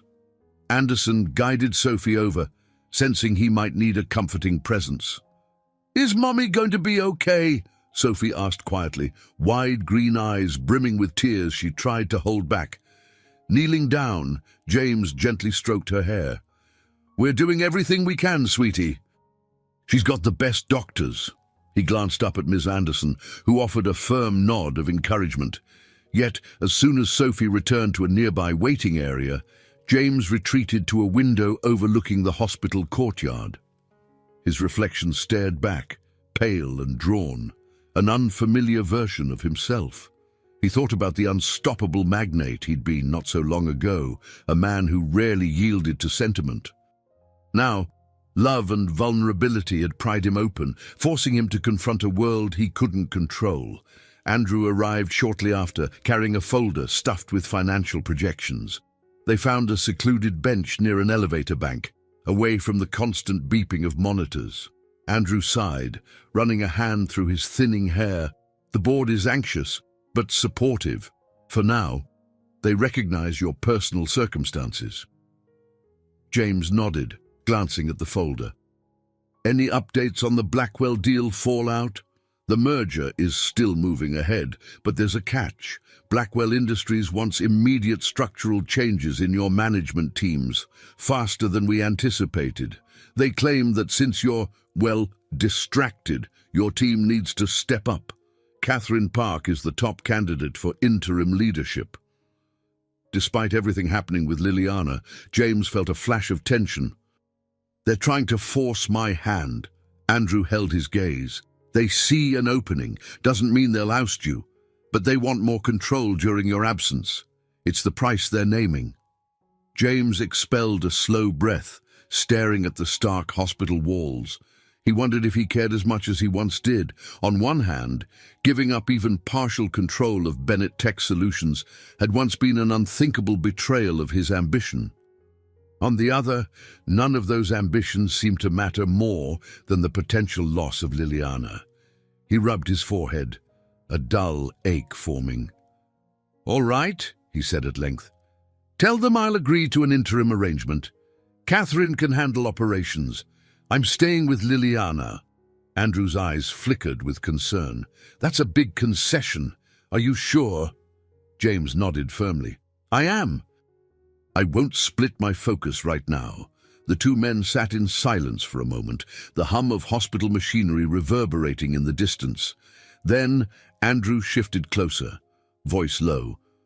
"James, you're making the right choice for Liliana and Sophie, but you need to prepare for the corporate ramifications. Some board members might try to capitalize on your absence. You may not return to the exact position you left." Staring at a passing nurse pushing a supply cart, James felt a strange calm wash over him. Then so be it. The old me would have seen that as a catastrophe, but I understand now that certain things can't wait. Andrew patted his shoulder sympathetically. "All right. Let's finalize it."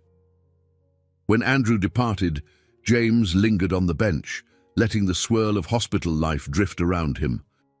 Doctors rushed by with clipboards. Families spoke in hushed tones. Everyone carried their own burden, and in this environment, money and status meant little. An hour later, as Liliana's first dose of the experimental therapy began, James stood at her side. She gripped his hand so tightly her knuckles turned white, her eyes screwed shut against the pain.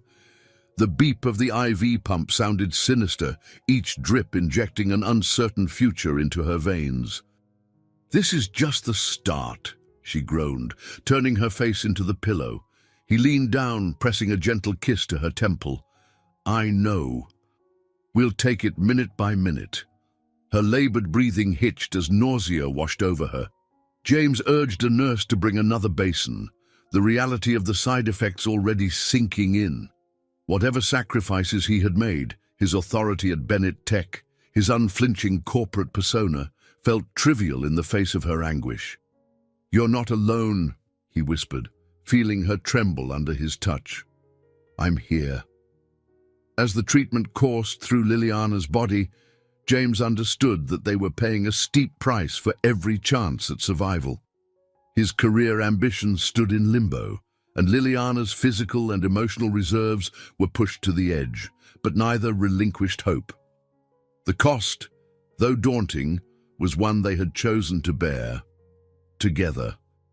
Hours blurred into days, and days into a strange continuum of hospital routines. Liliana's experimental chemotherapy hammered her system, triggering debilitating waves of nausea and weakness. At times, she could barely keep her eyes open. Other moments, She drifted in and out of a restless sleep, murmuring Sophie's name or flinching at nightmares born from the potent drugs. James took on a role he'd never pictured: caretaker. He was the one holding her hand through dizzy spells, pressing cool cloths to her forehead and coaxing her to take sips of water. Though he remained vigilant in overseeing the newly formed Blackwell-Bennett transition from afar, brief nightly calls with Catherine Park, sporadic email checks, his true focus was Liliana. One evening, just as the sun dipped below the skyline visible through the hospital window, Liliana stirred from a shallow doze. James helped her shift upright, adjusting the pillows. She looked down at her hands, which trembled slightly. "I feel like I'm fading," she whispered, her voice raw. "I hate that Sophie sees me like this." "She's coping," James reassured her. "She's being looked after by Mrs. Anderson, and I visit her whenever I can. She understands you're fighting to get better." Liliana closed her eyes. "I just can't let go of the guilt. Leaving her alone all these years. I was so sure you'd never choose us. Now I worry I took away her chance at having a father earlier." A melancholy hush filled the room. James placed a careful hand over hers, feeling her fragile bones beneath the skin. "I wasn't ready then," he admitted, voice hushed. "You and Sophie deserved better than the man I used to be." Her eyes fluttered open, locking onto his. "But maybe I should have given you the choice." The unspoken regrets lingered between them, a testament to years lost to pride and misunderstandings. Yet beneath the sorrow, James sensed a new closeness forming. That unbreakable wall between them had been dismantled, replaced with mutual humility and an unspoken longing to rewrite their painful history, even if only in the present. Later that night, James stepped into the hallway to find Sophie curled up in a plastic waiting room chair, coloring with Ms. Anderson's watchful presence nearby. The child spotted him and hurried over, pressing a drawing into his hand. It showed 3 stick figures, Sophie, James, and Liliana, holding hands under a big yellow sun. In Sophie's childlike scrawl, the words, "We love Mommy," curved above their heads. James's throat tightened. "This is beautiful, sweetheart." "Let's show it to her." Sophie looked uncertain. "Do you think it'll make her happy?" He bent down, brushing a tender hand across her hair. "I think it'll mean everything to her." They entered Liliana's room quietly. She was awake, sipping water through a straw, her weary eyes lighting up when she saw Sophie. The little girl approached with bashful affection, extending the drawing. "Mommy, I made this," Sophie murmured, blinking hard to keep her tears in check. Liliana studied the picture, her own eyes brimming. "Sophie, it's perfect." Her voice trembled as she drew Sophie closer. James couldn't recall a moment that felt so intimate, so reflective of the family they could have been long ago, and the one they might still be forging now. In that silent exchange, something fundamental shifted in James's heart. Where once he'd relied on power and wealth to define him, he now felt an anchor in simple acts of love. The transformation wasn't dramatic or sudden, it was subtle, an unfolding clarity that seeped through his defenses. He found himself stepping forward. Quietly, he suggested that Sophie sing a lullaby she'd learned in preschool. At first, the girl hesitated, glancing at her mother's frail form, but with a gentle nod from Liliana, Sophie began a soft tune, her voice trembling but sincere. As the melody drifted through the sterile air, James blinked back moisture in his eyes. He realized that all the grand corporate conquests he'd achieved paled in comparison to this scene, a child serenading her mother, forging a fragile hope in the face of mortal struggle. Liliana's gaze met James's across the bed rails. Though pain etched her features, a glimmer of peace radiated in her eyes, an unspoken acknowledgement that this closeness, this unity, was healing them in ways medicine alone could not. In that moment, James discovered a new depth to love. Love that could thrive in hospital hallways, blossoming even amid exhaustion and fear. And in embracing that love, he felt his own transformation solidify, piece by piece. His empire might shift in uncertain ways, but the empire of his heart was quietly, powerfully expanding. Late one afternoon, Dr. Nguyen requested a private meeting with James, citing important updates on Liliana's prognosis. James's pulse quickened as he followed her down a corridor and into a small consultation room. Rows of medical charts lined the walls, and a faint hum came from the overhead lighting. Dr. Nguyen tapped the top file. "We've run some additional tests. The experimental regimen has had mixed results so far. Some cancer markers are down, which is promising, but her body is under immense strain. We may need a crucial surgical intervention soon." James's heart hammered. "Surgery? You mentioned that was a last resort." She nodded gravely. "It is, but if the chemo continues without surgical removal of certain compromised tissues, her chances may not improve further. This operation will be risky, especially given her weakened state, yet it could be her best shot." He swallowed. "Have you told Liliana?" "Not yet. I wanted to speak with you first. She's emotionally vulnerable, and I need her as calm and supported as possible. You've been a stabilizing force. She trusts you." In that moment, James felt the familiar sense of responsibility clamp down on him, but in a context that dwarfed any corporate crisis. "I'll talk to her," he said solemnly. "We'll figure it out together." Returning to Liliana's room, James found her propped up on pillows, absently scrolling through pictures on her phone. Photos of Sophie as a toddler, covered in finger paint. She glanced up, noticing his worried expression. "Bad news?" James settled in the chair beside her. "It's more of a crossroads than bad news. Dr. Nguyen says your tumor markers are responding to the chemo in some ways, but there's a possibility you'll need surgery. A big one." Liliana's eyes flickered with anxiety. "Surgery? I thought we were hoping the chemo alone could do it." "That was the hope," James conceded, "but if removing the affected tissue gives you a better chance, maybe we should consider it." He hesitated, voice growing thick. "But it comes with risks, Lil." She stared at her hands, silent for several moments. "I'm so tired," she confessed eventually, her voice barely above a whisper. "Tired of fighting, tired of hurting. But if there's a chance—" James caught her trembling hand, lacing his fingers through hers. "I'll be here. Whatever it takes, I'll be right here." The days that followed turned into a flurry of preparations. Dr. Nguyen organized a surgical team, scheduling Liliana for a thorough pre-op evaluation. James coordinated everything outside the hospital.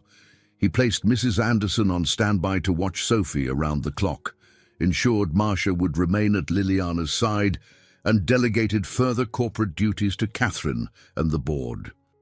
Andrew showed up with new legal documents, an updated healthcare power of attorney that gave James clear authority to make critical decisions if Liliana was incapacitated during the operation. James signed them solemnly, each stroke of the pen a reminder of how fragile life could be.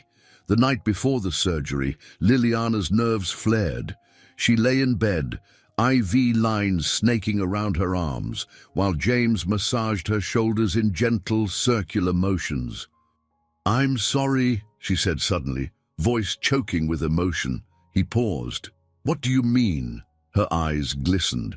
"For everything that happened before, how we drifted apart, how I took Sophie away.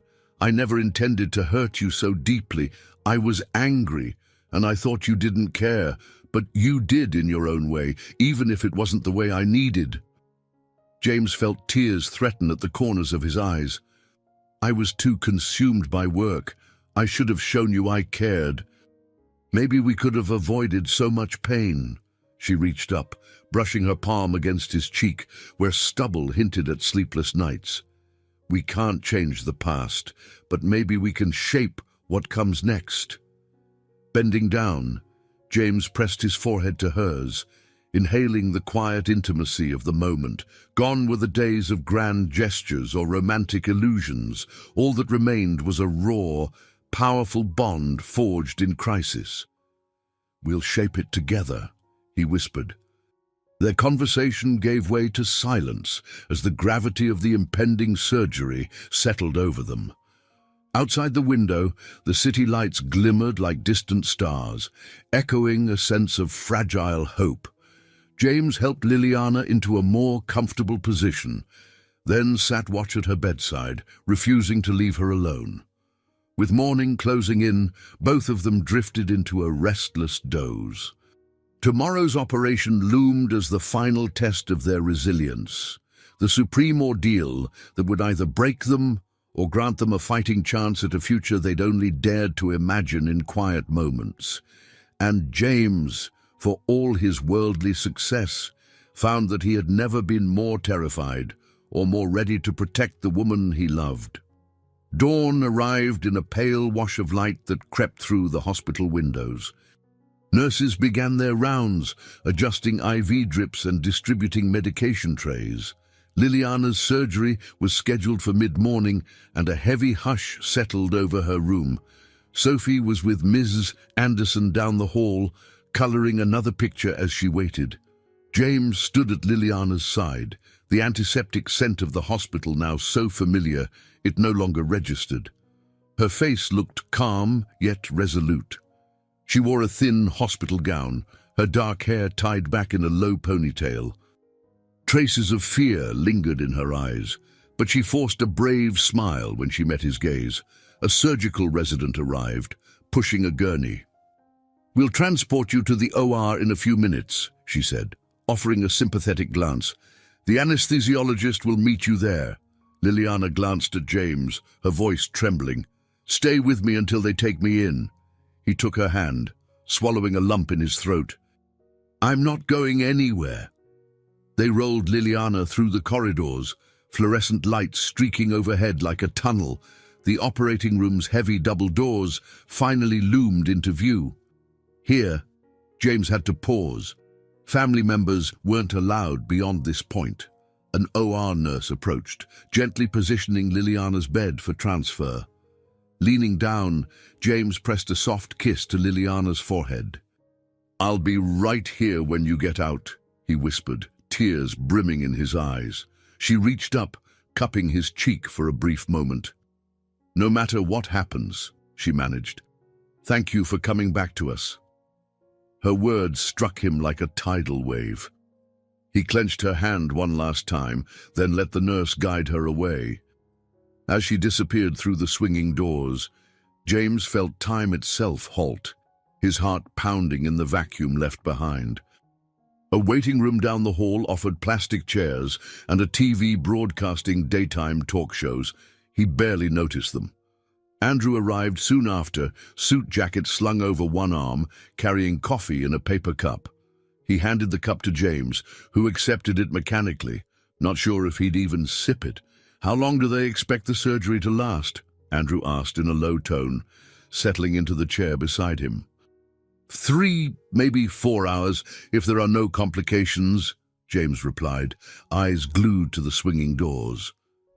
Andrew nodded, gently clapping a hand on James's shoulder. "She's strong, James. You both are." Minutes stretched into hours. Ms. Anderson brought Sophie briefly to see James, but sensing the tension, Sophie soon retreated to a quieter corner where Ms. Anderson read her a storybook. Occasionally, doctors, nurses, or orderlies passed by, and each time James perked up, hoping for news. None came. After what felt like an eternity, Dr. Nguyen emerged, peeling off a surgical cap. Her expression was guarded, though not grim. James shot to his feet, nearly knocking over the untouched coffee. "How is she?" he demanded, throat tight. "The surgery was complex, but we've done everything we can," Dr. Nguyen said, weariness etched in her voice. "We removed compromised tissue. She's in recovery now, and the next 24 hours will be critical. We'll monitor her closely for infection or complications." James exhaled shakily, relief and lingering dread colliding. "Can I see her?" "In a bit. She'll be groggy, one visitor at a time." Andrew patted James's back. "You go. I'll keep Sophie occupied." Moments later, James stepped into the post-op room. Machines beeped softly, a respirator hissed, and Liliana lay still, pale against the white sheets. An IV in her arm dripped pain medication, and a nurse hovered, checking her vitals. She looked so small, so vulnerable. James edged closer, carefully brushing a hand across her forehead. "Lil," he breathed, voice trembling. Her eyelids flickered, then opened a sliver. She seemed disoriented, but a flicker of recognition crossed her face when she saw him. "Hey," he whispered, relief making his eyes sting. "You're out of surgery. Dr. Nguyen said it went as well as they could have hoped." Liliana moved her lips soundlessly at first, then managed a faint whisper. "Hurts." He squeezed her hand gently. "They have you on pain meds. Try to rest." Her hand twitched in his, and though she couldn't muster the strength to speak further, he saw gratitude and a wavering hope glimmer in her eyes. Carefully, he pressed a kiss to her knuckles, as though sealing a silent promise. The hours that followed brought a tedious but necessary vigil. Nurses checked Liliana's vitals, adjusting her medication. James recognized it was too soon to celebrate. She still had to stabilize, and there was no telling how her body would respond once the anesthesia wore off fully. But a quiet sense of triumph nudged him. The surgery, though perilous, was over. A door to potential recovery stood ajar. Eventually, Andrew coaxed James into a quick break for food and to update Sophie. Ms. Anderson held the little girl's hand, guiding her into the hallway once James emerged. Sophie, eyes wide with worry, rushed into James's arms. "She's out of surgery, honey," he murmured, stroking her hair. "We need to be very gentle with Mommy for a while." Sophie nodded, biting her lip. "Can I see her?" "Soon," James promised. "She's very sleepy right now." Looking into Sophie's hopeful eyes, James felt an overwhelming surge of gratitude. Against all odds, against the demands of corporate deals, the ravages of cancer, and their own flawed history, this small family had made it to the cusp of a second chance. The reward wasn't measured in contracts or market shares. It was this, Liliana fighting for life, Sophie awaiting her mother's return, and James discovering that real success meant choosing love over ambition. Standing there, in a hospital hallway that smelled of disinfectant and faint hope, James realized the unstoppable tycoon he'd been was gone. In his place was a man willing to sacrifice power for the people who mattered most. And as he held Sophie close, waiting for Liliana to awaken fully, he knew that was a trade he would make every time. The days following Liliana's surgery felt delicate yet filled with cautious optimism. Outside her hospital window, spring hinted at its arrival, trees budding with fresh leaves, the sun lingering a bit longer each evening. For James, however, life seemed to move in slow motion as he watched over Liliana's recovery. She remained in the post-operative wing, connected to monitors that beeped quietly, each sound a tether to hope. One morning, Dr. Nguyen checked Liliana's vitals and frowned thoughtfully. "Her numbers are improving, but the next week is critical. We need to see how her body responds to the surgery in tandem with the experimental chemotherapy." She glanced at James. "Encourage her to move a little, eat small portions, and keep her spirits up." A positive mindset can help more than you think. James nodded, absorbing each instruction as though it were a precious directive. The man who once wielded power in corporate boardrooms now found himself happily following a doctor's orders if it meant giving Liliana a stronger chance. As Dr. Nguyen left, James turned to Liliana, who rested against her pillows with a tired but determined expression. "You heard the doctor," he said gently, pulling a chair closer to her bedside. "Let's see if we can get you up on your feet for a minute or two." Liliana's face scrunched in discomfort. "Everything aches," she mumbled, yet she allowed James to slip a supportive arm beneath her shoulders. Slowly, they eased her upright. Even this small effort left her breathing heavily, but she nodded when he suggested a short shuffle around the room. With painstaking slowness, they took a few steps.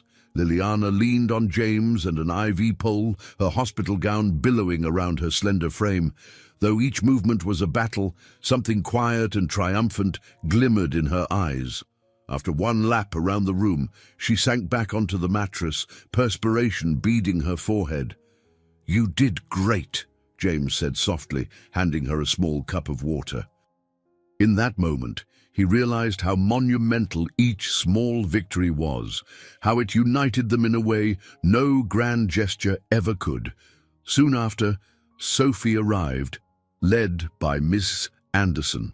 The little girl's face lit up at seeing her mother upright, even if only propped against pillows. She carefully climbed onto a small stool near the bed. "You look better, Mommy," she said earnestly, her green eyes reflecting hope. "Can I show you what I drew today?" Liliana patted the space beside her. "Of course, sweetheart." Her voice, though faint, carried more life than it had in weeks. Sophie proudly unfurled a drawing of two hearts overlapping, crayon lines bright and bold.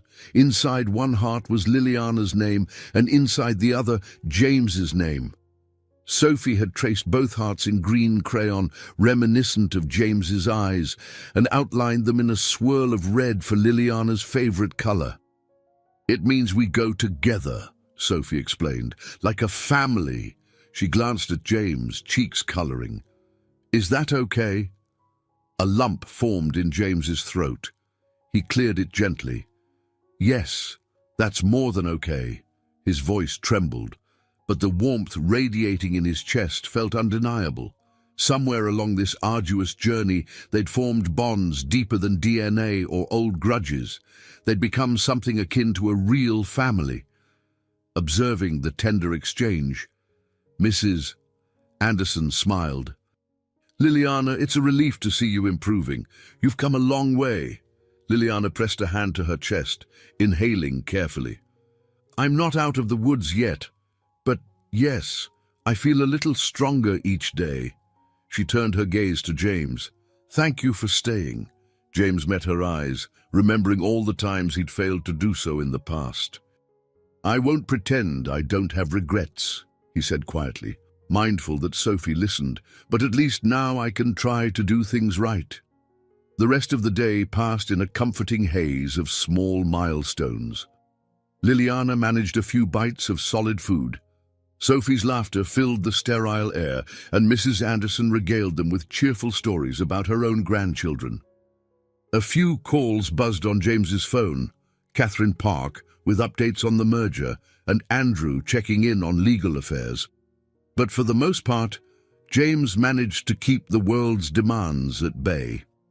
He found a new sense of purpose in making sure Liliana and Sophie felt secure, as though this hospital room was the only place in the universe that really mattered. By evening, a nurse gently ushered Sophie and Mrs. Anderson out, citing visiting hours. Before she left, Sophie hugged James. "I wish we could all go home," she murmured, burying her face briefly against his side. James stroked her hair, fighting a sudden pang of longing. "Me too," he whispered. "Soon, I hope." He walked them to the hospital's exit, heart heavy at Sophie's disappointed expression as she departed. When he returned to Liliana, she was half asleep, a shallow calm in her breathing. He took a seat and wrapped a blanket around her shoulders. In the fluorescent half-light, her features seemed gentler, less ravaged by pain than before. He sat watch, neither fully alert nor asleep, letting the hush of the ward lull him into a light doze. In that suspended moment, he felt a shift deep within, a renewal that wasn't dramatic but steady. The proud, aloof James Bennett, who used to close million-dollar deals without blinking, had slowly given way to a man who found joy in the simple act of helping someone he loved stand on her own feet again. And that quiet renewal, he realized, might be the greatest victory he'd ever known. A week later, the doctors finally cleared Liliana for discharge. Though her condition remained fragile, her vitals had stabilized, and the surgical site showed signs of healthy healing. James hovered nearby as a nurse cheerily handed Liliana a sheaf of post-operative instructions, each page detailing medication schedules, follow-up appointments, and dietary recommendations. It was a daunting list, but Liliana managed a wry smile. "I guess this is my new normal," she said, carefully folding the papers into a small folder. James offered an arm to help her into a wheelchair. Hospital policy required every patient leaving the ward to sit in one, even if they felt strong enough to walk. Liliana obliged, though it pinched her pride a bit. Together, they navigated the corridors that had become familiar terrain over the past few months. When they reached the hospital entrance, Sophie jumped up from a nearby bench, Ms. Anderson close behind. "Mummy!" she cried, clapping her hands in excitement. She rushed over, giving Liliana a gentle hug. Ms. Anderson's smile crinkled the corners of her eyes. "They're letting you out," Mrs. Anderson said softly. "It's been quite the journey." Liliana looked around, eyes glistening with gratitude. "I couldn't have done it without you," she murmured, her gaze resting on James, Sophie, and Ms. Anderson in turn. Once Liliana was settled in the passenger seat of James's car, Sophie hopped into the back next to Ms. Anderson. The drive to Liliana's apartment felt surreal. James carefully maneuvered through midday traffic, scanning Liliana's face every so often to ensure she felt all right. She leaned her head against the window, the city lights flickering across her features. The apartment building appeared unchanged, red brick, a modest lobby with scuffed floors, the faint odor of someone's cooking drifting from a neighboring unit. Yet for James, everything felt different. The last time he'd helped Liliana into this space, she was too weak to climb even a few steps. Now she walked slowly, but with steadier steps. They entered the apartment. It was neat, well-loved. Sophie's crayons and sketches still scattered on a low table, a cozy couch draped with blankets. James noted a vase of fresh sunflowers on the kitchen counter, courtesy of Miss Anderson, adding a bright touch of hope. Liliana paused in the doorway, taking it all in, tears slipping down her cheeks. "I almost didn't think I'd see this place again," she whispered. "It feels unreal." Sophie tugged at her mother's hand. "You're here, Mommy, and that's what matters." Her voice held a surprising steadiness, as though she'd grown older through this ordeal. James helped Liliana onto the couch while Ms. Anderson quietly excused herself, giving a pat to Sophie's shoulder before leaving. Silence settled as mother and daughter simply savored the relief of being home. James walked into the kitchen, rummaging through cupboards. He wanted to make something simple, maybe a light soup or tea to ease Liliana's transition back to normal food.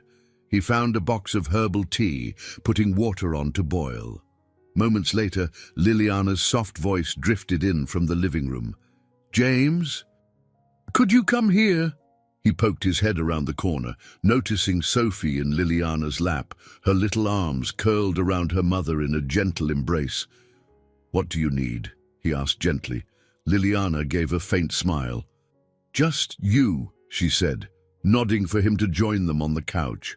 As soon as he sat, Sophie shifted so that all three formed a small circle, arms touching, hearts aligned in a quiet tableau of closeness.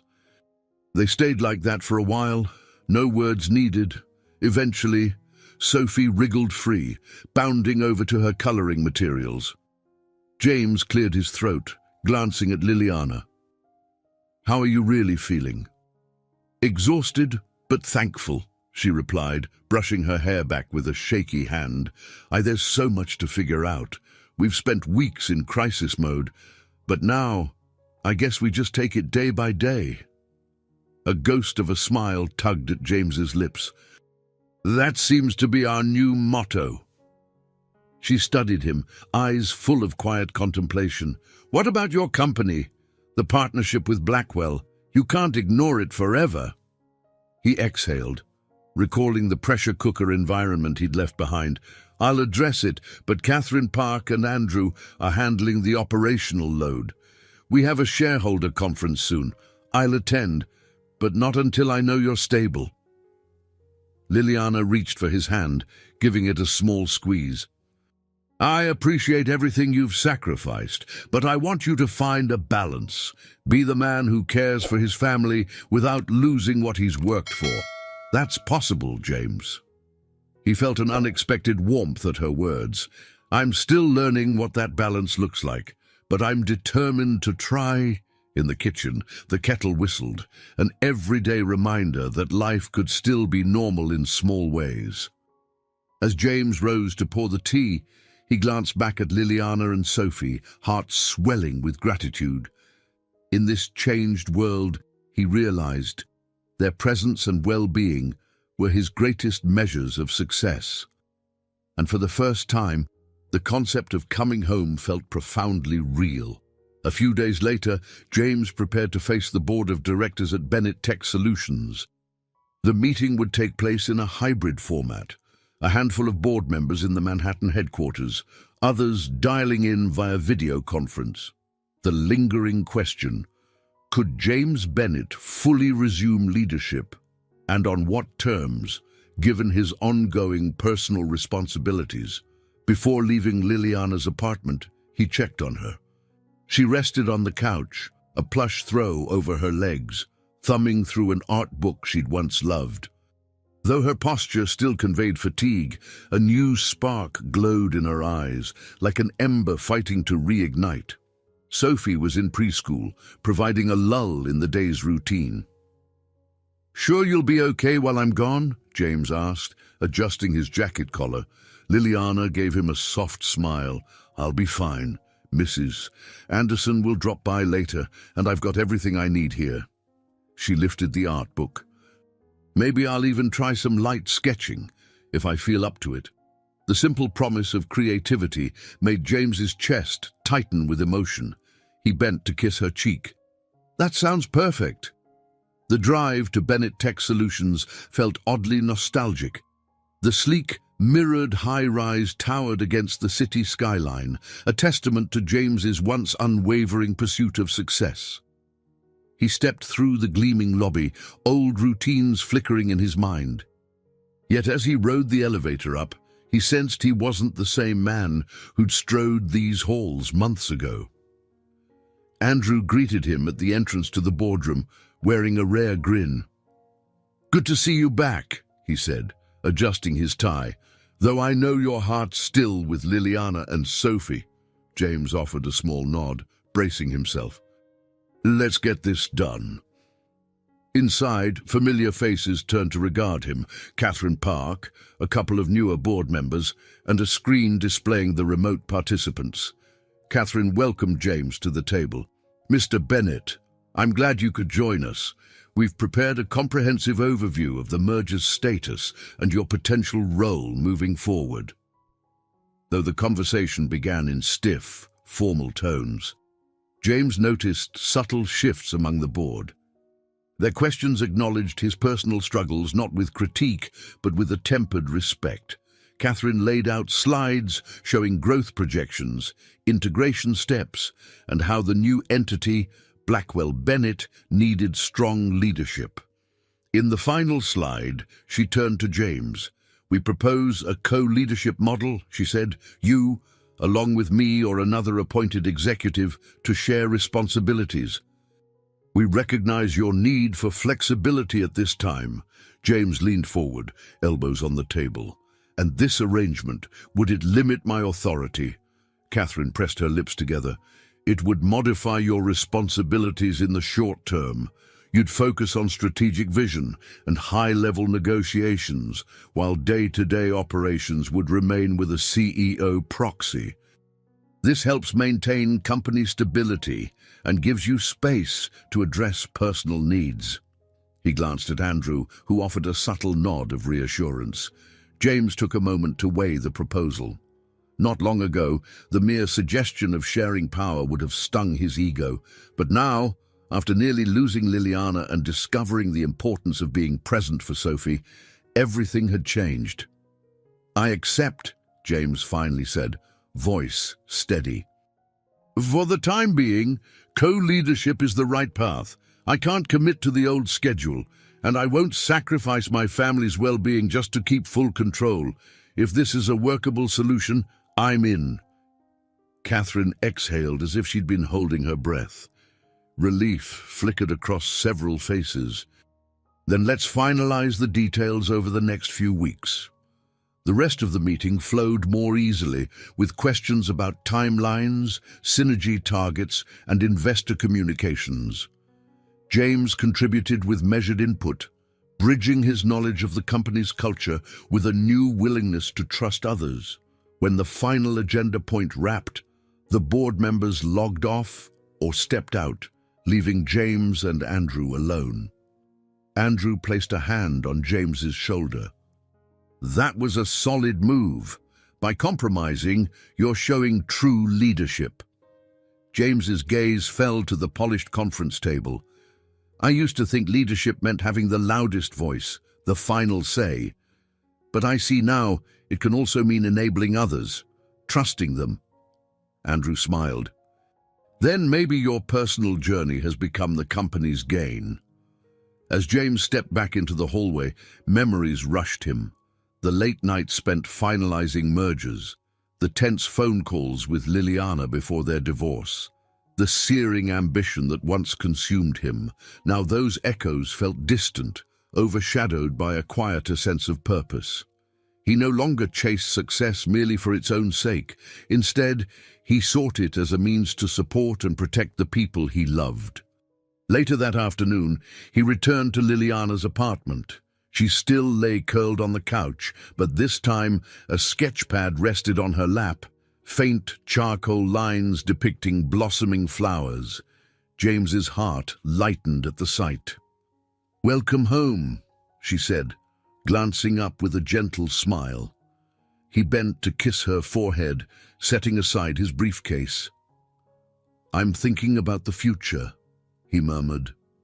"Our future. I do want to move step by step, but I can see it. A life where we're together, even if it's different from what we once imagined." Liliana's eyes glistened. "I'd like that, more than anything." In the hush that followed, the warmth of a new beginning enveloped them both. Outside, afternoon sunlight streamed through the window, illuminating Liliana's half-finished drawing. In that glowing beam, James saw the promise of a life where family and fulfillment could coexist, shaped by shared wisdom and a commitment to love. 2 months later, Liliana felt strong enough to step outside for a gentle stroll. James accompanied her, carrying a small bag with bottled water and a sweater just in case. Sophie skipped ahead, her laughter ringing across the sidewalk as they made their way to a neighborhood park near Prospect Park. The weather was mild, the sky a brilliant blue, and fresh buds dotted the trees, as if signaling a collective sigh of relief after a long winter. Though Liliana had lost weight and moved at a slower pace, color had returned to her cheeks. Her smile was no longer weighed down by constant pain. Each step felt like a milestone in her recovery, a testament to the battles she'd endured. James, close by her side, found himself watching her every move, not out of anxiety, but admiration, She was a survivor, an artist of both paint and perseverance. At the park's entrance, Sophie pointed to an old-fashioned carousel in the distance. "Can we ride it, please?" she begged, eyes bright with excitement. Liliana exchanged a look with James. "I'd like to watch you two from a bench," she said softly.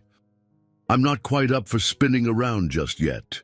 James took Sophie's hand. "Let's do it. Mom can cheer us on."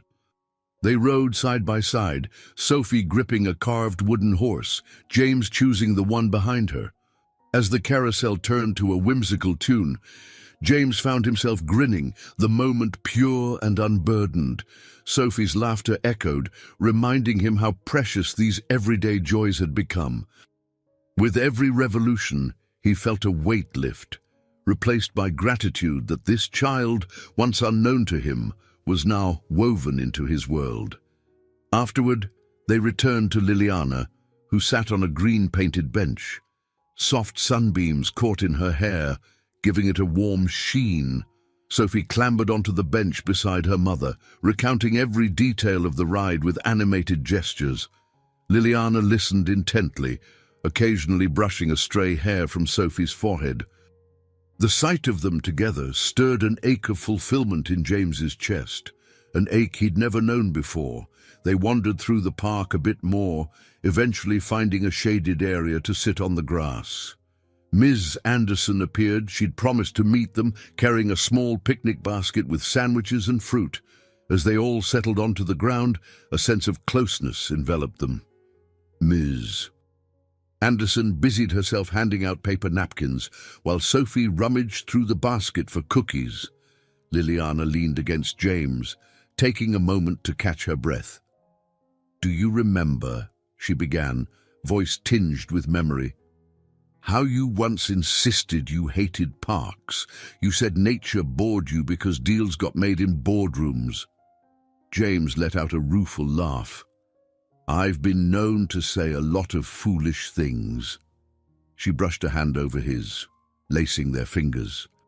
"Well, it turns out real life and real happiness happens in places like this, with people who matter." She looked at Sophie, who was giggling over Miss Anderson's teasing remarks, and then back at James. "I'm just glad we found our way here." A gentle breeze stirred the budding leaves overhead. James found himself thinking back to all the moments that led them here. The heartbreaking day he learned of Sophie's existence, the hospital vigils, the merger crisis, and the quiet revelations that shaped his soul. The man who once measured success only by corporate achievements now realized how limiting that yardstick had been. Sophie bounded over, offering Liliana a cookie with a flourish. "It has chocolate chips," she announced proudly. "That's good for you, right?" She looked uncertain, recalling her mother's many dietary restrictions. Liliana chuckled, nodding. "In moderation, chocolate is one of life's greatest pleasures." Relieved, Sophie handed one to James as well. He took a bite, savoring the sweetness. "Thank you," he murmured, tousling Sophie's hair. "This is exactly what I need." In that simple exchange, James recognized how far they'd come and how each day remained a triumph over past regrets and old fears.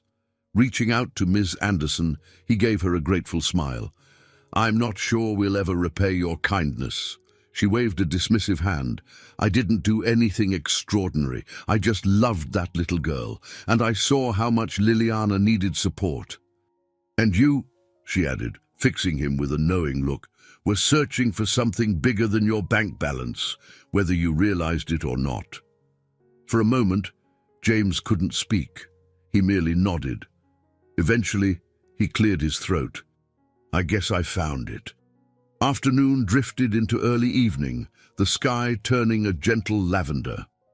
They walked back to Liliana's apartment together, Sophie skipping a few steps ahead. Once at the door, Ms.